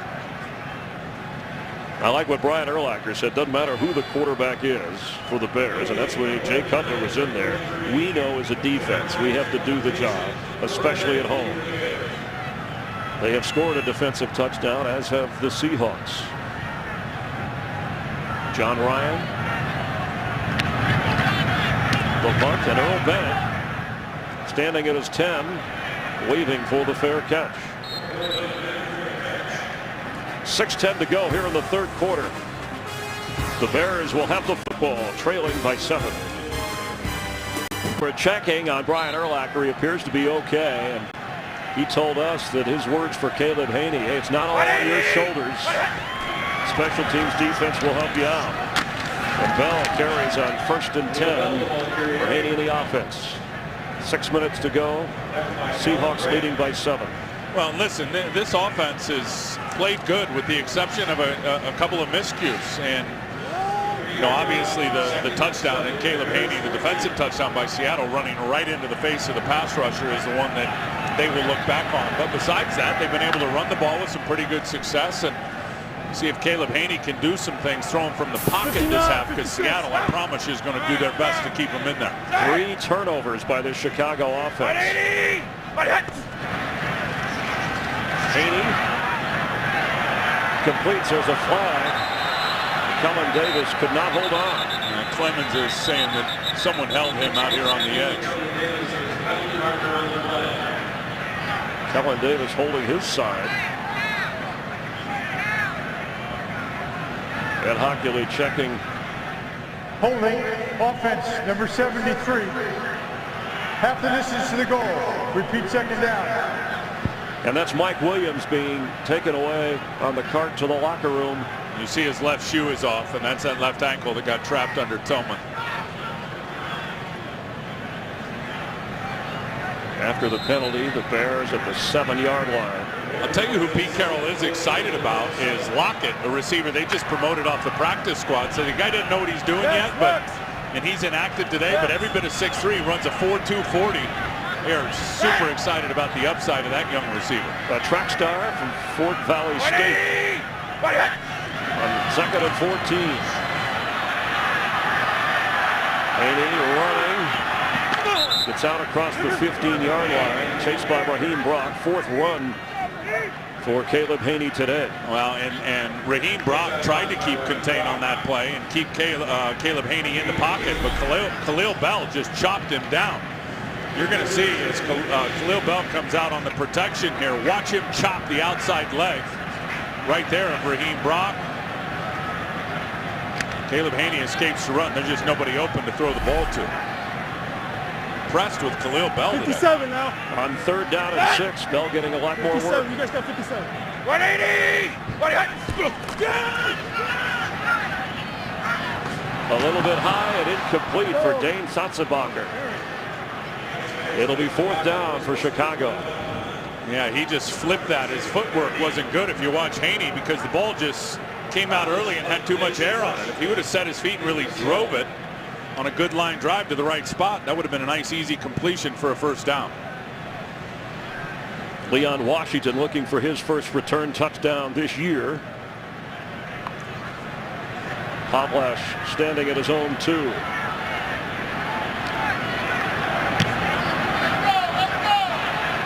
A high kick with a fair catch wait for the 46 of Seattle, where their offense will take over. You can get coverage of every NFL team with NFL Mobile. Call ** NFL Now. The Bears playoff possibilities. Trying to go to 8-6, and Seattle trying to get to 500. They won 7 games last regular season, the Seahawks, and then went to the playoffs and won a playoff game. Of course, Jay Cutler and the Bears were in the championship game before falling to the Super Bowl champion Packers. I'll tell you what a disaster starting 7-3 if you're the Bears and you don't make the postseason, because the numbers say you absolutely should. Pass complete. And Zach Miller across midfield.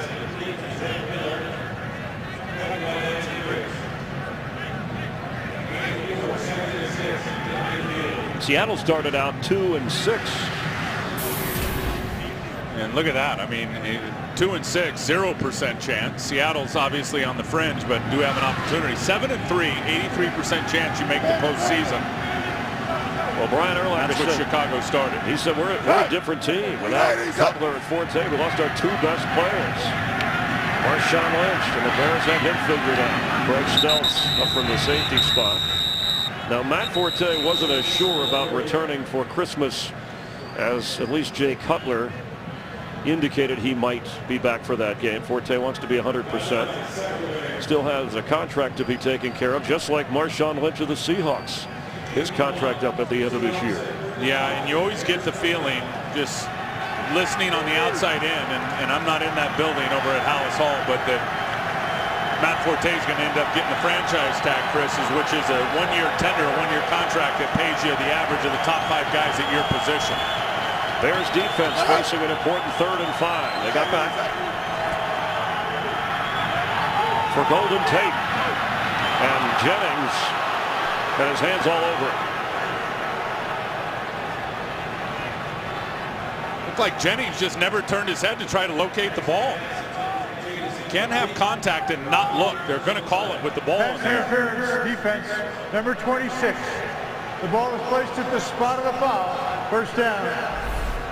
And you watch, there's the matchup. Watch as Golden Tate turns to look at the football. That's the cue of the corner. You got to turn your head and find the ball. And he's just hand fighting. He never turns his head to try to locate the ball. If he just turns and tries to make a play on the ball, all that stuff's legal in terms of the incidental contact up top. A 16-yard penalty. Tavares Jackson throws and completes. That's Deon Butler's first catch of the game. That was one of the things Hall of Fame quarterback Warren Moon, who broadcast the Seattle games on radio, said that Tavares Jackson has done a good job of spraying the ball around to different receivers. That's 8 or 9 different receivers today. Well, what I love is clearly they went at halftime and said, look, we got to start distributing the ball over the middle of the field and attacking between the numbers. That's been a big change here in the second half. This will be Marshawn Lynch. He saw the third 1,000-yard rushing season of his career. The first 2 came when he was a member of the Buffalo Bills in 2007 and 2008. And there's Darrell Bevell right now, and they know they're having issues. Bevell holding the card there. They know they're having issues really running the football with a lot of success. And they've been in numbers of the sideline throwing team. So the adjustment was, let's start hitting them down the middle of the field offensively. And then Pete Carroll's adjustments was, let's keep Caleb Haney in the pocket and start getting pressure on the edge. Both things have worked perfectly here in the third quarter. It'll be Lynch. Knocked down right at the 15-yard line. And they're now at field goal range. Precious points, Tim, when you're the Bears and you know that your offense just does not score quickly. As the clock runs toward the end of the third quarter. Lynch with 34 yards rushing today, 2 scores on the ground. What a dominant third quarter. I mean, listen, 220 yards of total offense for Seattle in this game. 137 of it came here in the third quarter. On 3rd and 7, 4 wide receivers for Seattle.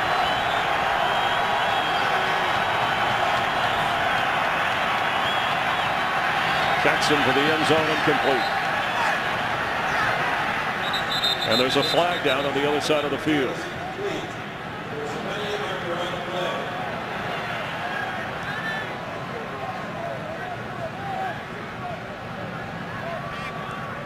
You'll note the score at the bottom of the screen as they come in. The Giants have just scored, but they trail 23-9 at the moment to the Redskins. Saints are putting away the Vikings. Illegal formation offense, number 88, was covered on the line of scrimmage. The penalty is declined. Brings up 4th down. The call against tight end Cameron Mora. A field goal try. They don't want to give Tavares Jackson an extra shot at a first down. So Stephen Hauschka, his first field goal try today. He's 21 out of 25 so far this season. Watch the Bears inside now. They can block kicks. They had one last week against Denver with, I think Melton ended up with it, but look out for Peppers. It's a 33-yard try. Peppers and Donachek. And the kick is good. Seattle, which trailed by 7, now has a 10-point lead with just over a minute to go in the third quarter. The most spectacular show on television comes to its exciting conclusion in a 2-night finale. The X Factor will deliver. The final 3 will face off live for your vote and find out who wins the biggest prize in TV history, a $5 million recording contract. The X Factor. It's a 2-night season finale, and the first part of that you'll see Wednesday on Fox. The Bears and Seahawks familiar with each other. Seattle got the regular season win last year in October on this field, and then the Bears avenged that with a playoff victory. And Chicago going to try and dig out of a 10-point deficit. And Devin Hester, the kind of guy that can help out. He hasn't caught a pass, and he's been in and out on kickoff and punt returns. Yeah, because of that bad ankle that he tweaked last Thursday in practice. You mentioned trying to come back from 10, and you said it earlier. Without their 2 best players, probably on the team, Forte and Cutler, Chris, it's going to be a tall order. And the way the Seattle defense is playing, ball off the tee there. It's just a slight breeze. This is really, although it was cold for me, nice weather for Chicago. You were freezing down there. I'm not used to this. You know me. I had to take Jamie Maggio's parka away. That's a slight light breeze. Yeah, in Chicago, that's a slight breeze, right? Anywhere else, of course, if it continues to fall off the tee there, the league rule is you have to because that's twice. Here comes Doug Baldwin, who does everything. He did in the win against the Rams with a blocked kick and a catch and a touchdown. I'll tell you, just one of those guys in the rookie class for Seattle. They nailed it with those rookies in terms of their impact on this team this year. John Schneider, the GM, and all the scouts and personnel people, really good work. And an excellent kick. So the Bears out to the 20. Let's get a game break again. Here's Kurt Menefee. Well, during their 19-game win streak, the Packers hadn't trailed in the fourth quarter, not once, until today. Kansas City doing it. Kyle Orton hooking up with Leonard Pope out of bounds the 1-yard line. He settled for a field goal, but Kansas City still with the lead, 12-7, trying to hand the Packers their first defeat of the season. Chris and Tim. All right, thank you. Next week, we talk about Jay Cutler hoping to be able to play on Christmas night when the Bears face the Packers. 180! As Khalil Bell carries, and it should be noted, remember the Bears put in a claim for Kyle Orton when he became available. They just, because of the order, was taken by Kansas City, so that's when they signed Josh McCown, who is the backup today for Caleb Haney. And I asked Josh before the game, I said, are you going to have any chance of playing? He said, I didn't have one rep all week, so I don't anticipate playing unless something happens to Caleb. But the good thing about Josh McCown is he knows Mike Martz's offense. And being with Mike Martz in Detroit as the quarterback there, Josh knows what he's doing within the scheme. Haney from the pocket to Bell. Grabbed around the ankle and short of the first down. Cam Chancellor. Those safeties for Seattle have had a big day. Earl Thomas with a fumble recovery and an interception. And Chancellor delivering some of the key hits. The third quarter belongs to the Seahawks as they build a 10-point advantage. 24-14 here in Chicago. Fox NFL Sunday continues after a break from your local Fox station. Tim Ryan, Chris Myers here as we start the fourth quarter in Chicago. Desperate for a win, trying to end a 3-game losing skid. Seahawks came in winning 4 of their last 5. On 3rd and 2. Haney is going to go down in the arms of Chris Clemens. And on a 3rd and 2, as well as the Bears had been running the football. Well, and watch this, as he is such a good speed rusher, but it's an inside move by Chris Clemens because he can threaten the edge, and Big Webb knows about it, says, oh no, man, I can't let this guy beat me around the corner, and then he opens the door to the inside. What a terrific counter move by Chris Clemens.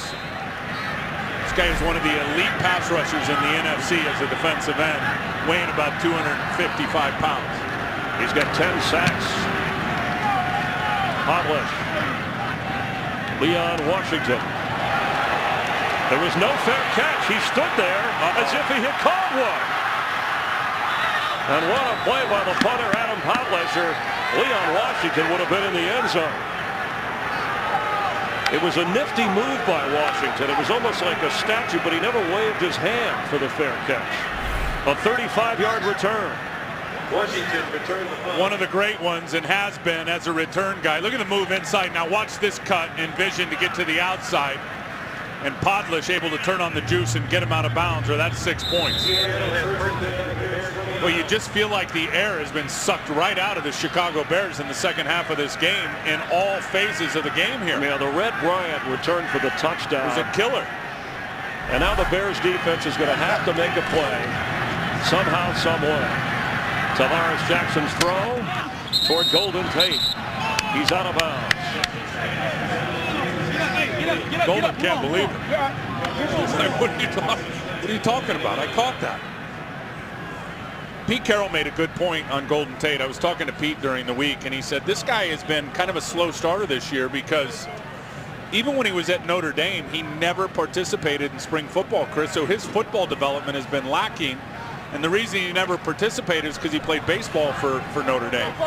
And you couple that with the fact that they had the lockout and really no off-season work. He said all of that combined slowed the start to this guy's season in terms of his development. Yeah, he was actually drafted by the Colorado Rockies, Golden Tate. And we have a challenge on that last play, and we will check it out. You were saying... Seattle is challenging the ruling on the field that the pass was incomplete. They lost one challenge earlier, so if they miss this one, they're done for today. On Fox. Seahawks is sponsored by K Jewelers. Every kiss begins with K. By Visa. More fans go with Visa. And by Chevrolet and their award-winning cars, trucks, and crossovers. And Hockley reviewing the ruling on the field is no catch for Golden Tate. The Seahawks have challenged, saying we think it is a catch. And I think they're going to win it. And you're going to see the left knee by Golden Tate is down right there. And he finishes the process of the catch without the ball ever moving. This is going to be a catch, and it's going to be overturned. The runner's knee hit inbounds before he went out of bounds. Therefore, the pass was complete at the 18-yard line. The clock is correct. That is Seattle's last challenge. They've used both. No timeouts are charged. And here's another look at it. And this is why Golden Tate, I told you, was shocked when the official over on the side see knee down. Now here's the key, that as he slams into the ground, the ball never moves. He pins it to his chest. There's no movement of the ball. You see the line judge standing over there saying, no way. Golden Tate sitting back like, no. I caught that ball, and he did. Good challenge by Pete. And worth it, because Seattle has a 1st and 10. It's in the air. Cameron Moore has it. I'm sorry, Zach Miller has that reception tipped away in his own hands. And it'll be 2nd down. He stayed with it. Dangerous throw. Very dangerous and a lot of traffic, but outstanding concentration by Zach Miller, because that's not a good throw, and he tips it up to himself and is able to pull it down. About 6 black jerseys around him. All right, 3 blue jerseys. And 3 receivers here with no Mike Williams. He's out injured. Tavares, and dropped Anthony McCoy, the backup tight end. And there's the dichotomy I just talked about, with perfect concentration by one tight end, lack of concentration by the other, because that was executed perfectly by the quarterback. Getting out on the edge, going to fake the handoff, going to nake it out. Nobody in front of him except his receiver, perfectly thrown. McCoy can't hang on. On 3rd and 4, Bears trying to keep it a 2-score difference. Their defense on the spot once again.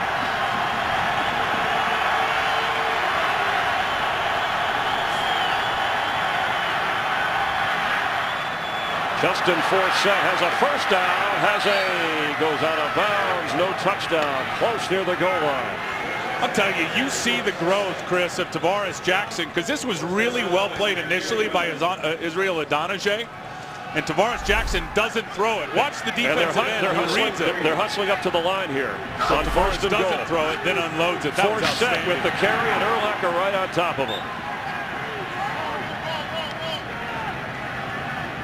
I think that the Seahawks are trying to catch the Bears off guard there. It'll be 2nd and goal. Yeah, I think that, I mean, if you want this clicking as much as you want, as much as you can if you're Seattle, I think you're right. I think they tried to catch him in a personnel grouping where they thought they had him and tried to stick it to him as fast as they could. Can Marshawn Lynch get his 3rd touchdown of the game for Pete Carroll? Tavares Jackson, end zone, touchdown, Michael Robinson from the fullback spot into the end zone.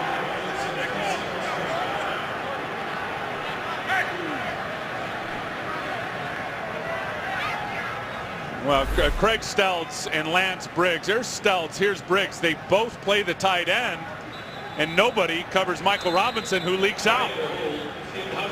See, they both got stuck on the tight end, and one of them, that's a busted coverage. One of them was supposed to get out there with the fullback, Michael Robinson. Nobody covered him. Great play call and execution by the Seahawks. And with Hauschka's extra point, it's now 31-14 with just over 12.5 minutes to go. And for Michael Robinson, the former Penn State quarterback, it's his 1st career receiving touchdown. Brian Urlacher told us we're a different team than that team in the championship game. At one time, 7-3, but without Cutler, without Forte, coming back from 31-14 may be difficult. And what's interesting is they busted coverages now in key spots the last couple weeks down in with their backs against the goal line. Unusual for a Bears defense. The up kick, Matt Spaeth Reserve tight end has it for Chicago. They'll have good field position. But they're running out of time, not only in this game, but in their season. This game is sponsored by Chevrolet and their award-winning cars, trucks, and crossovers. Khalil Bell the back at 1st and 10 Bears. 180! 100!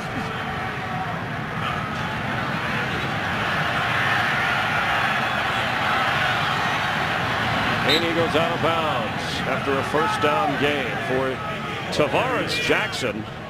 His first half, he had 51 yards passing. Gets 157 in the second half, 12 of 15, including the touchdown. And Pete Carroll loves him, and as does Carl Smith, the quarterback coach, because they really believe he is untapped potential. This is start 32 for him. How many guys, legendary coaches, the great Bill Walsh, Mike Holmgren in Seattle so many years, he said those guys said starts 33 through 40 is where you really know if the guy's got it or not for the future, and Tavares is just approaching that threshold.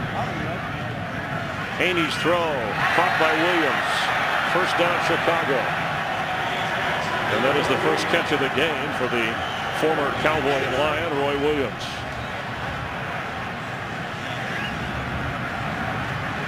You would think after a gain of 9 that they'd be in a little bit more of a hurry here. Here's the problem. They don't have a lot of no huddle unless it's a 2-minute situation. All these plays, and I think it's a big problem with their offense, is everything that's called in the huddle is locked.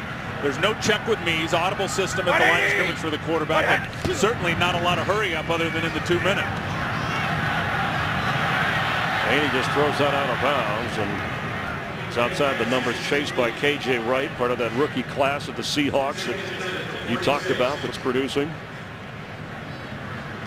And there's Mike Martz, the offensive coordinator. Interesting as he spends a lot of his time now up in the press box. We've always known Mike Martz as a guy down on the sideline, liking to watch the game from that perspective. But their offense, he really feels like his system, his offense, the greatest show on turf from the late 90s with the Rams, has got answers to everything the defense does. So much of this league now, Chris, is quarterbacks making play calls and adjustments at the line of scrimmage. And Haney's going to go down, and Chris Clemens is there. And there's a good example of it right here. I mean, they got pressure dialed up, and this is a long developing play. Look at, they're sending a corner. They got a 6-man pressure going, and Caleb Haney is sitting there waiting for his receiver to make his break. Clemens comes inside. Caleb Haney is just sitting there, and I promise you from watching up here, the receiver, Chris, still had his back turned to the quarterback. Second sack of the game for Clemens, third for the Seattle defense on 3rd and 16. 180! 100! He goes down again. Raheem Brock. Back-to-back sacks bury the Bears. And Pete Carroll is just dialing up the pressures now. Raheem Brock ends up getting it up here, but they're going to send pressure from this side, and Caleb Haney's got nowhere to come with the ball. Look at, here comes Atari Bigby. One step in hedge, and that's what I'm talking about with how many guys do we know now at the line of scrimmage, quarterbacks that come up, they recognize the pressure. What do? They audible to a short, quick pass. Seen none of that, and the Bears frankly have none of it in their offense. Leon Washington waving everybody away, and the Bears down it. A poor kick at the 40. And a little early Christmas present for the Seahawk defense. Christmas a week from today. Seattle working on its 7th victory of the year. The Lions play later today in Oakland. The Giants are losing late in the 4th quarter to the Redskins. The Bears letting an opportunity slip through their fingers, even with the most faint playoff hopes still alive. But how do you figure this league? The Packers are losing to Kansas City, and the Colts are winning against Tennessee. What's going on out there? You know what I say NFL stands for? I say it every year. The National Fake You Out League. Nobody's faking out Seattle. Not today. Not lately. Trying to win their 5th game in their last 6 tries.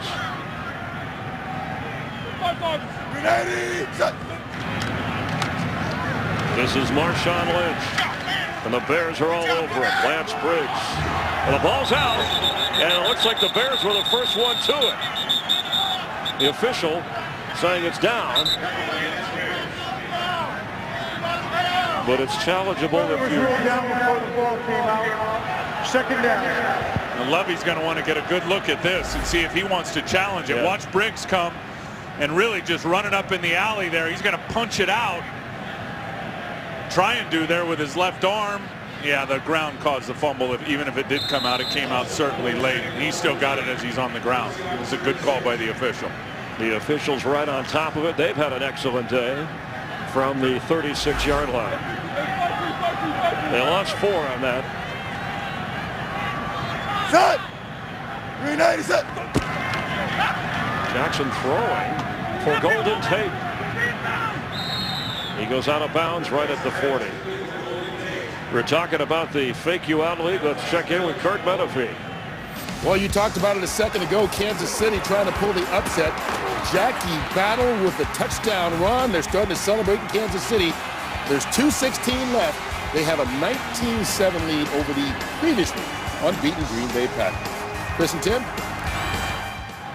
And Romeo Crennel, the interim coach replacing Todd Haley, inspired Kansas City. Wow, that is I love amazing. Romeo. Romeo is such a good person. On 3rd and 11.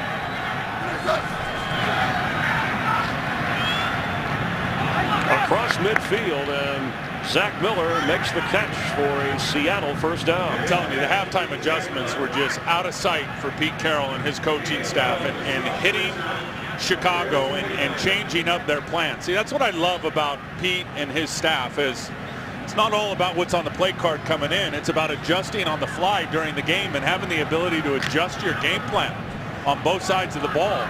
And it's clear they've done that here today. 4 catches for Zach Miller today. Set. 390 set. And the adjusting continues as he rolls and completes to Butler at the 45, going out of bounds. We mentioned the playoff possibilities for both of these teams, although they would need to win and get help. Here's how it stands at the moment. Packers, as you saw at Kurt Menefee's update, losing. The 49ers play Monday night against the Steelers. The Saints are winning big in Minnesota. Atlanta won on Thursday night, and the Lions play later. The Giants tumbling backwards after Dallas won last night. I'll tell you, San Francisco, no matter what happens against Pittsburgh tomorrow night, they're going to have their hands full with the Seattle team next week. And there goes Marshawn Lynch. It took 4 or 5 Bears to eventually bring him down at the 33-yard line. Clock continuing to run. A 12-yard run for Marshawn Lynch. Tell you what's incredible, there's the feed the beast, not just with anything, not just giving him the football, but he loves those Skittles. The story is you all. There's a few guys I know that should get on that Skittles diet. Well, he's down like 10 or 12 pounds. That's what Pete Carroll said. Now it's my favorite candy. Tavares Jackson said, I'll change my diet if it helps us win. They're feeding those offensive linemen some Skittles because it doesn't matter who they plug in. They just keep running the ball with success. There goes Lynch again. And then this is a game where the Bears have done a good job against Marshawn Lynch, and yet he has 2 scores.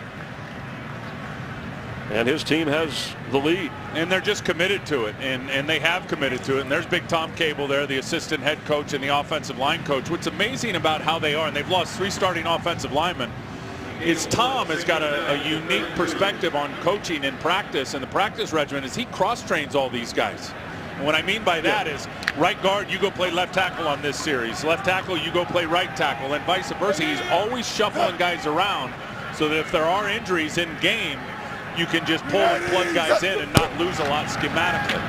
As Lynch carries and revamped, reshuffled offensive line. It seemed like every week the Seahawks were having to change somebody on that line due to injury. And it was the Dallas game when Pete Carroll and Tom Cable, the offensive line coach upstairs, said whatever the results are, that's what we're going to commit to the run after trying a little no huddle or hurry up, which we hadn't seen today. They haven't needed it for Seattle. But in his second year, he already exceeded expectations with a playoff win in his first year back in the NFL. And now Pete Carroll can match the win total, at least regular season win total, of last year with a win today. Set. 390 set. Leon Washington checks in. And gets inside the 30 before he gets knocked back. I mentioned the Skittles story with Marshawn Lynch. You know, in Seattle, they throw the candy on the field in the end zone when he gets in there. His mom gave him Skittles when he was a kid. He feels it's an energy kick. Well, the people with Skittles candy have offered him a dispenser. Derek Coleman of the Bears has one. They said, we'll put in your locker 24 to match your jersey, 24 months of Skittles, free supply for you and all of your friends. He's cashing in, and hopefully that he'll cash in on a contract when the time comes. He certainly deserves it. On 4th and 7, they're going to keep running or throwing. And he was wide open. Ben Obamadu. Just a little too long. Well, he overthrew him, but that's part of the development of Tavares Jackson in terms of getting him open, just with some little subtleties, which you see the great ones do, the Drew Breeses, the Tom Bradys, and controlling safeties with their eyes. And this is the guy that you need to get moving a little bit to the middle of the field so you can get some clear out, and look at how he does that. And that's all Tavares Jackson, who's using his eyes, looking one way to get the safety to open up that window for his receiver, who you got vertically going down the seam. He just overthrew him, but a very good job setting him up and getting him open by moving the safety. Haney 10 out of 22 with 2 interceptions and a touchdown. On 1st down, and he's intercepted again. It's Brandon Browner with his 6th interception of the year, and he is going to be back in the end zone for a Seahawk touchdown. That's also going to give him, Chris, the all-time leader in return yards as an interception in the history of the Seattle Seahawks. And you know what? You can almost count that dude as a rookie right there, as a first-year player here with the Seahawks coming out of the Canadian Football League. Brandon Browner, you talked about his size at 6'4". He has now 5 interceptions in his last 4 games. And Roy Williams looked like he slipped, making his break into his route. Pete Carroll once again sent the pressure. Caleb Haney throws it up for grabs. Watch Roy stumble just kind of right there as he turned. That ball was very overthrown in terms of it being high, and it was an easy interception for Brandon Browner. A 42-yard interception return. Browner, a guy who nobody would give a chance to when he came out of Oregon State. Pete recruited him, Pete Carroll. He did get tryouts when he played up in Canada for Calgary. He actually won a Grey Cup title in the CFL, but for 4 years, Minnesota, Philadelphia, they gave him. He said that the tryout, the way Pete Carroll worked him out and his staff, it was that tryout that they saw for a big guy. He has the ability to do things like that. Well, look, Pete's been looking for big corners forever, and you saw the graphic there that I just talked about in the franchise record for return yards. Look, Pete Carroll, the beauty about Pete, and he told us, he said, look, I've always been looking for big corners, guys that are unique. This is the biggest secondary in the history of the NFL when you look at that tandem of corners. Pete knows them. He played against them. Brandon in college when he was at USC. Brandon Browner, an Oregon State kid, he knew what he was all about. Richard Sherman, a Stanford kid, Pete knew what he was all about. Pete Carroll knows what he's looking for and goes out and gets it and then plugs guys in, and they end up being outstanding players for him. And Pete Carroll talked today about matching the intensity of the Chicago Bears, the Bears' final home game of the year. Look at him hitting on Gus Bradley there, the defensive coordinator. Pete always has a high level of intensity. It is a genuine enthusiasm that never seems to wear off, and his players respond. All the turnover from when he first came in continues. Incredible. And yet they're on their way to a 7-7 record in a rebuilding, reshaping year. This is Tyler Klutz on the kick up. He's the fullback. What a tale of 2 halves, huh? Caleb Haney, and you know, first half moving, making plays, busting, containing the defense, getting outside, running for first downs. Look at this one. Then the halftime adjustment where they're going to start getting after him, and this was right away the huge momentum changer. That really turned the game around, period. And Josh McCown is coming in to play quarterback for the Bears. Picked up after the injury, as Caleb Haney said, it's his goal to be a starter in the NFL, his dream to play, but tough times are what you have to go through when you're in the big time. McCown. Oh, Webb just grabbed Chris Clemens and ripped him around the neck. And there's the flag. Clemens was on his way to another sack.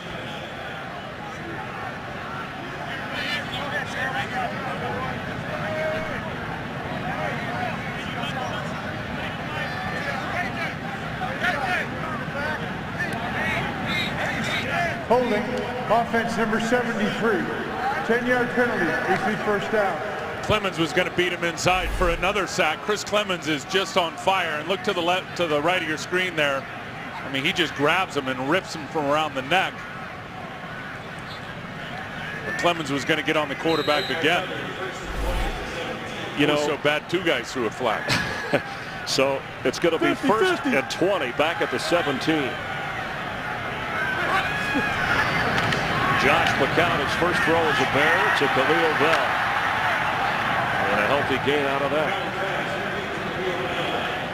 We talked about what kind of emotional impact a devastating loss like the Denver Tim Tebow game, 10-0 late, losing in overtime. Sam Hurd during the week. Big Red still dancing over there for the Seahawks. Then an injury early to Johnny Knox. And not having your two best players in Cutler and that's Forte. it. At the end of the day, Here's another interception, and this one is going to Richard Sherman, who you mentioned part of that rookie class. Somebody Pete Carroll knew from Stanford. And he may end up being better than all of them, Chris. In terms of what Pete Carroll told us. McCown tries to throw the patented Mike Martz dig route, that inside cutting route. Richard Sherman just undercuts it and makes the interception. The Redskins did lose. I'm sorry, they did defeat the Giants 23-19 as we look at the interception by Sherman. And the Packers are now within 5 of Kansas City with a minute and a half to go. And here Seattle has poured it on in the second half. Mike Martz just went back to the well of that. They call it the 4 route, that dig route, the in-cutting route. Richard Sherman knew it before the ball came out and made a great break on it. Justin Forsett carries.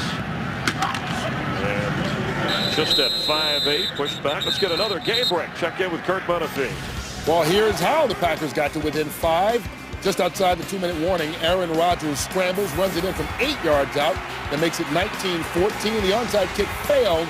Kansas City now has the ball inside the 25-yard line, and the Packers are out of timeout. So it looks like Romeo Crennel will pull the upset in his debut, handing the Packers their first loss. All right, thanks, Kurt, for keeping us updated every Sunday, every game. Kurt Menefee, the guys back in the studio, always with the latest scores and highlights, breaking into whatever game you're watching to make sure you're in tune with what's going on in the NFL. So following Sherman's 3rd interception of the season, Seahawks with Justin Forsett running, former teammate of Marshawn Lynch at Cal. In fact, Marshawn Lynch stood in Justin's wedding. They're good buddies, and was happy to welcome him when Seattle acquired Lynch from Buffalo last year. It's been a physically taxing game, and I'm sure for the Bears, mentally tough as well. No question, because their run defense really has been outstanding in this game. Look, their offense, you said it many times, they've lost their 2 best players. They scored 7 points today on 5 turnovers. That's not going to ever win you a game. Golden Tate cuts back. It'll be 4th down. They got to push it and shove it back at the 45-yard line. It's heated out there.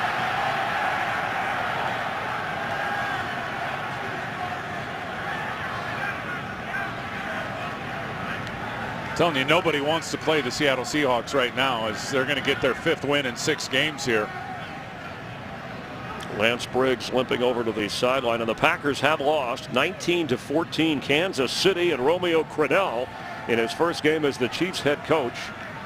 And Indianapolis wins, ironically, within minutes on the same day the Colts get their first win of the year, beating Tennessee. But here it's all about Pete Carroll and the Seahawks leading the Bears with 2 minutes to go. An impressive performance on the road for Pete Carroll and the Seahawks. They'll go to 7-7, matching their win total of last year before their playoff victory. And then they have the 49ers on Christmas Eve, and then on the road at Arizona as Leon Washington carries. You know, and at 7-7, the Giants lost today, so they're 7-7. Oh no! I mean, things could Bears will be work out. 7-7. Things could work out wild. Now, clearly, on the tiebreaker over the Bears, haven't beaten them here today, head-to-head. And that's what I was saying. Nobody wants to play the Seattle Seahawks right now, especially if San Francisco cannot get over the top of Pittsburgh tomorrow night, and they're in fear of losing that number 2 seed to the New Orleans Saints. Crazier things could happen, but Seattle could end up being the 6th seed, going to San Francisco in the opening week of the playoffs, playing them as the 3 seed. And you wonder if the Bears on Christmas night will bother pushing Cutler in that game, or Matt Forte, given their record, as Bell carries, as they fall to 7-7, and he stays in bounds when you needed him to go out of bounds. And there is a flag down. And you wonder about Mike Martz fitting in with Chicago, and if he'll be back next year. 12 men on the field by the defense. A penalty is declined.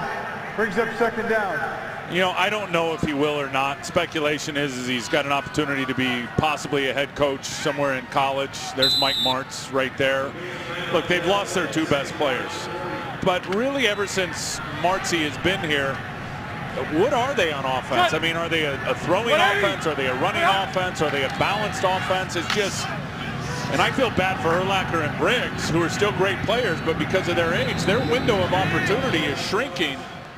And you just wonder long term about this offense and really where they're headed to really play with and link up to what they are defensively, which is an outstanding defense. And the capability of being an outstanding defense continues with Urlacher and Briggs and Peppers. And you need to make sure you settle up with Matt Forte, whether he's franchised or you work his contract out, and hope for a healthy return at some point for Jay Cutler.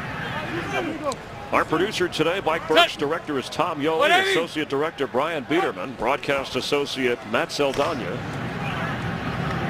His father, Dave, helping us back in Los Angeles. Ty Yoli, who works with our production group. His birthday today. Happy birthday, What a way Ty. to spend your birthday. Not bad. A Chicago, an NFL game in Chicago in December. Also want to thank Scott Hagel of the Bears and Dave Pearson, Lane Gamble, and their staffs with the Seahawks for their help in helping us bring you this broadcast. Great optimism at one time with a 7-3 record, but injuries and tough competition has taken its toll on the Bears as Bell carries. And the Seattle defense turned it on, and the Red Bryant touchdown that gave Pete Carroll's team the lead, and then they never looked back. The Seahawks with a 38-14 thumping of the Bears in Chicago. Along with Tim Ryan and Jamie Maggio, I'm Chris Myers here in Chicago. We're glad you're watching the NFL on Fox. The AT&T postgame show is coming up.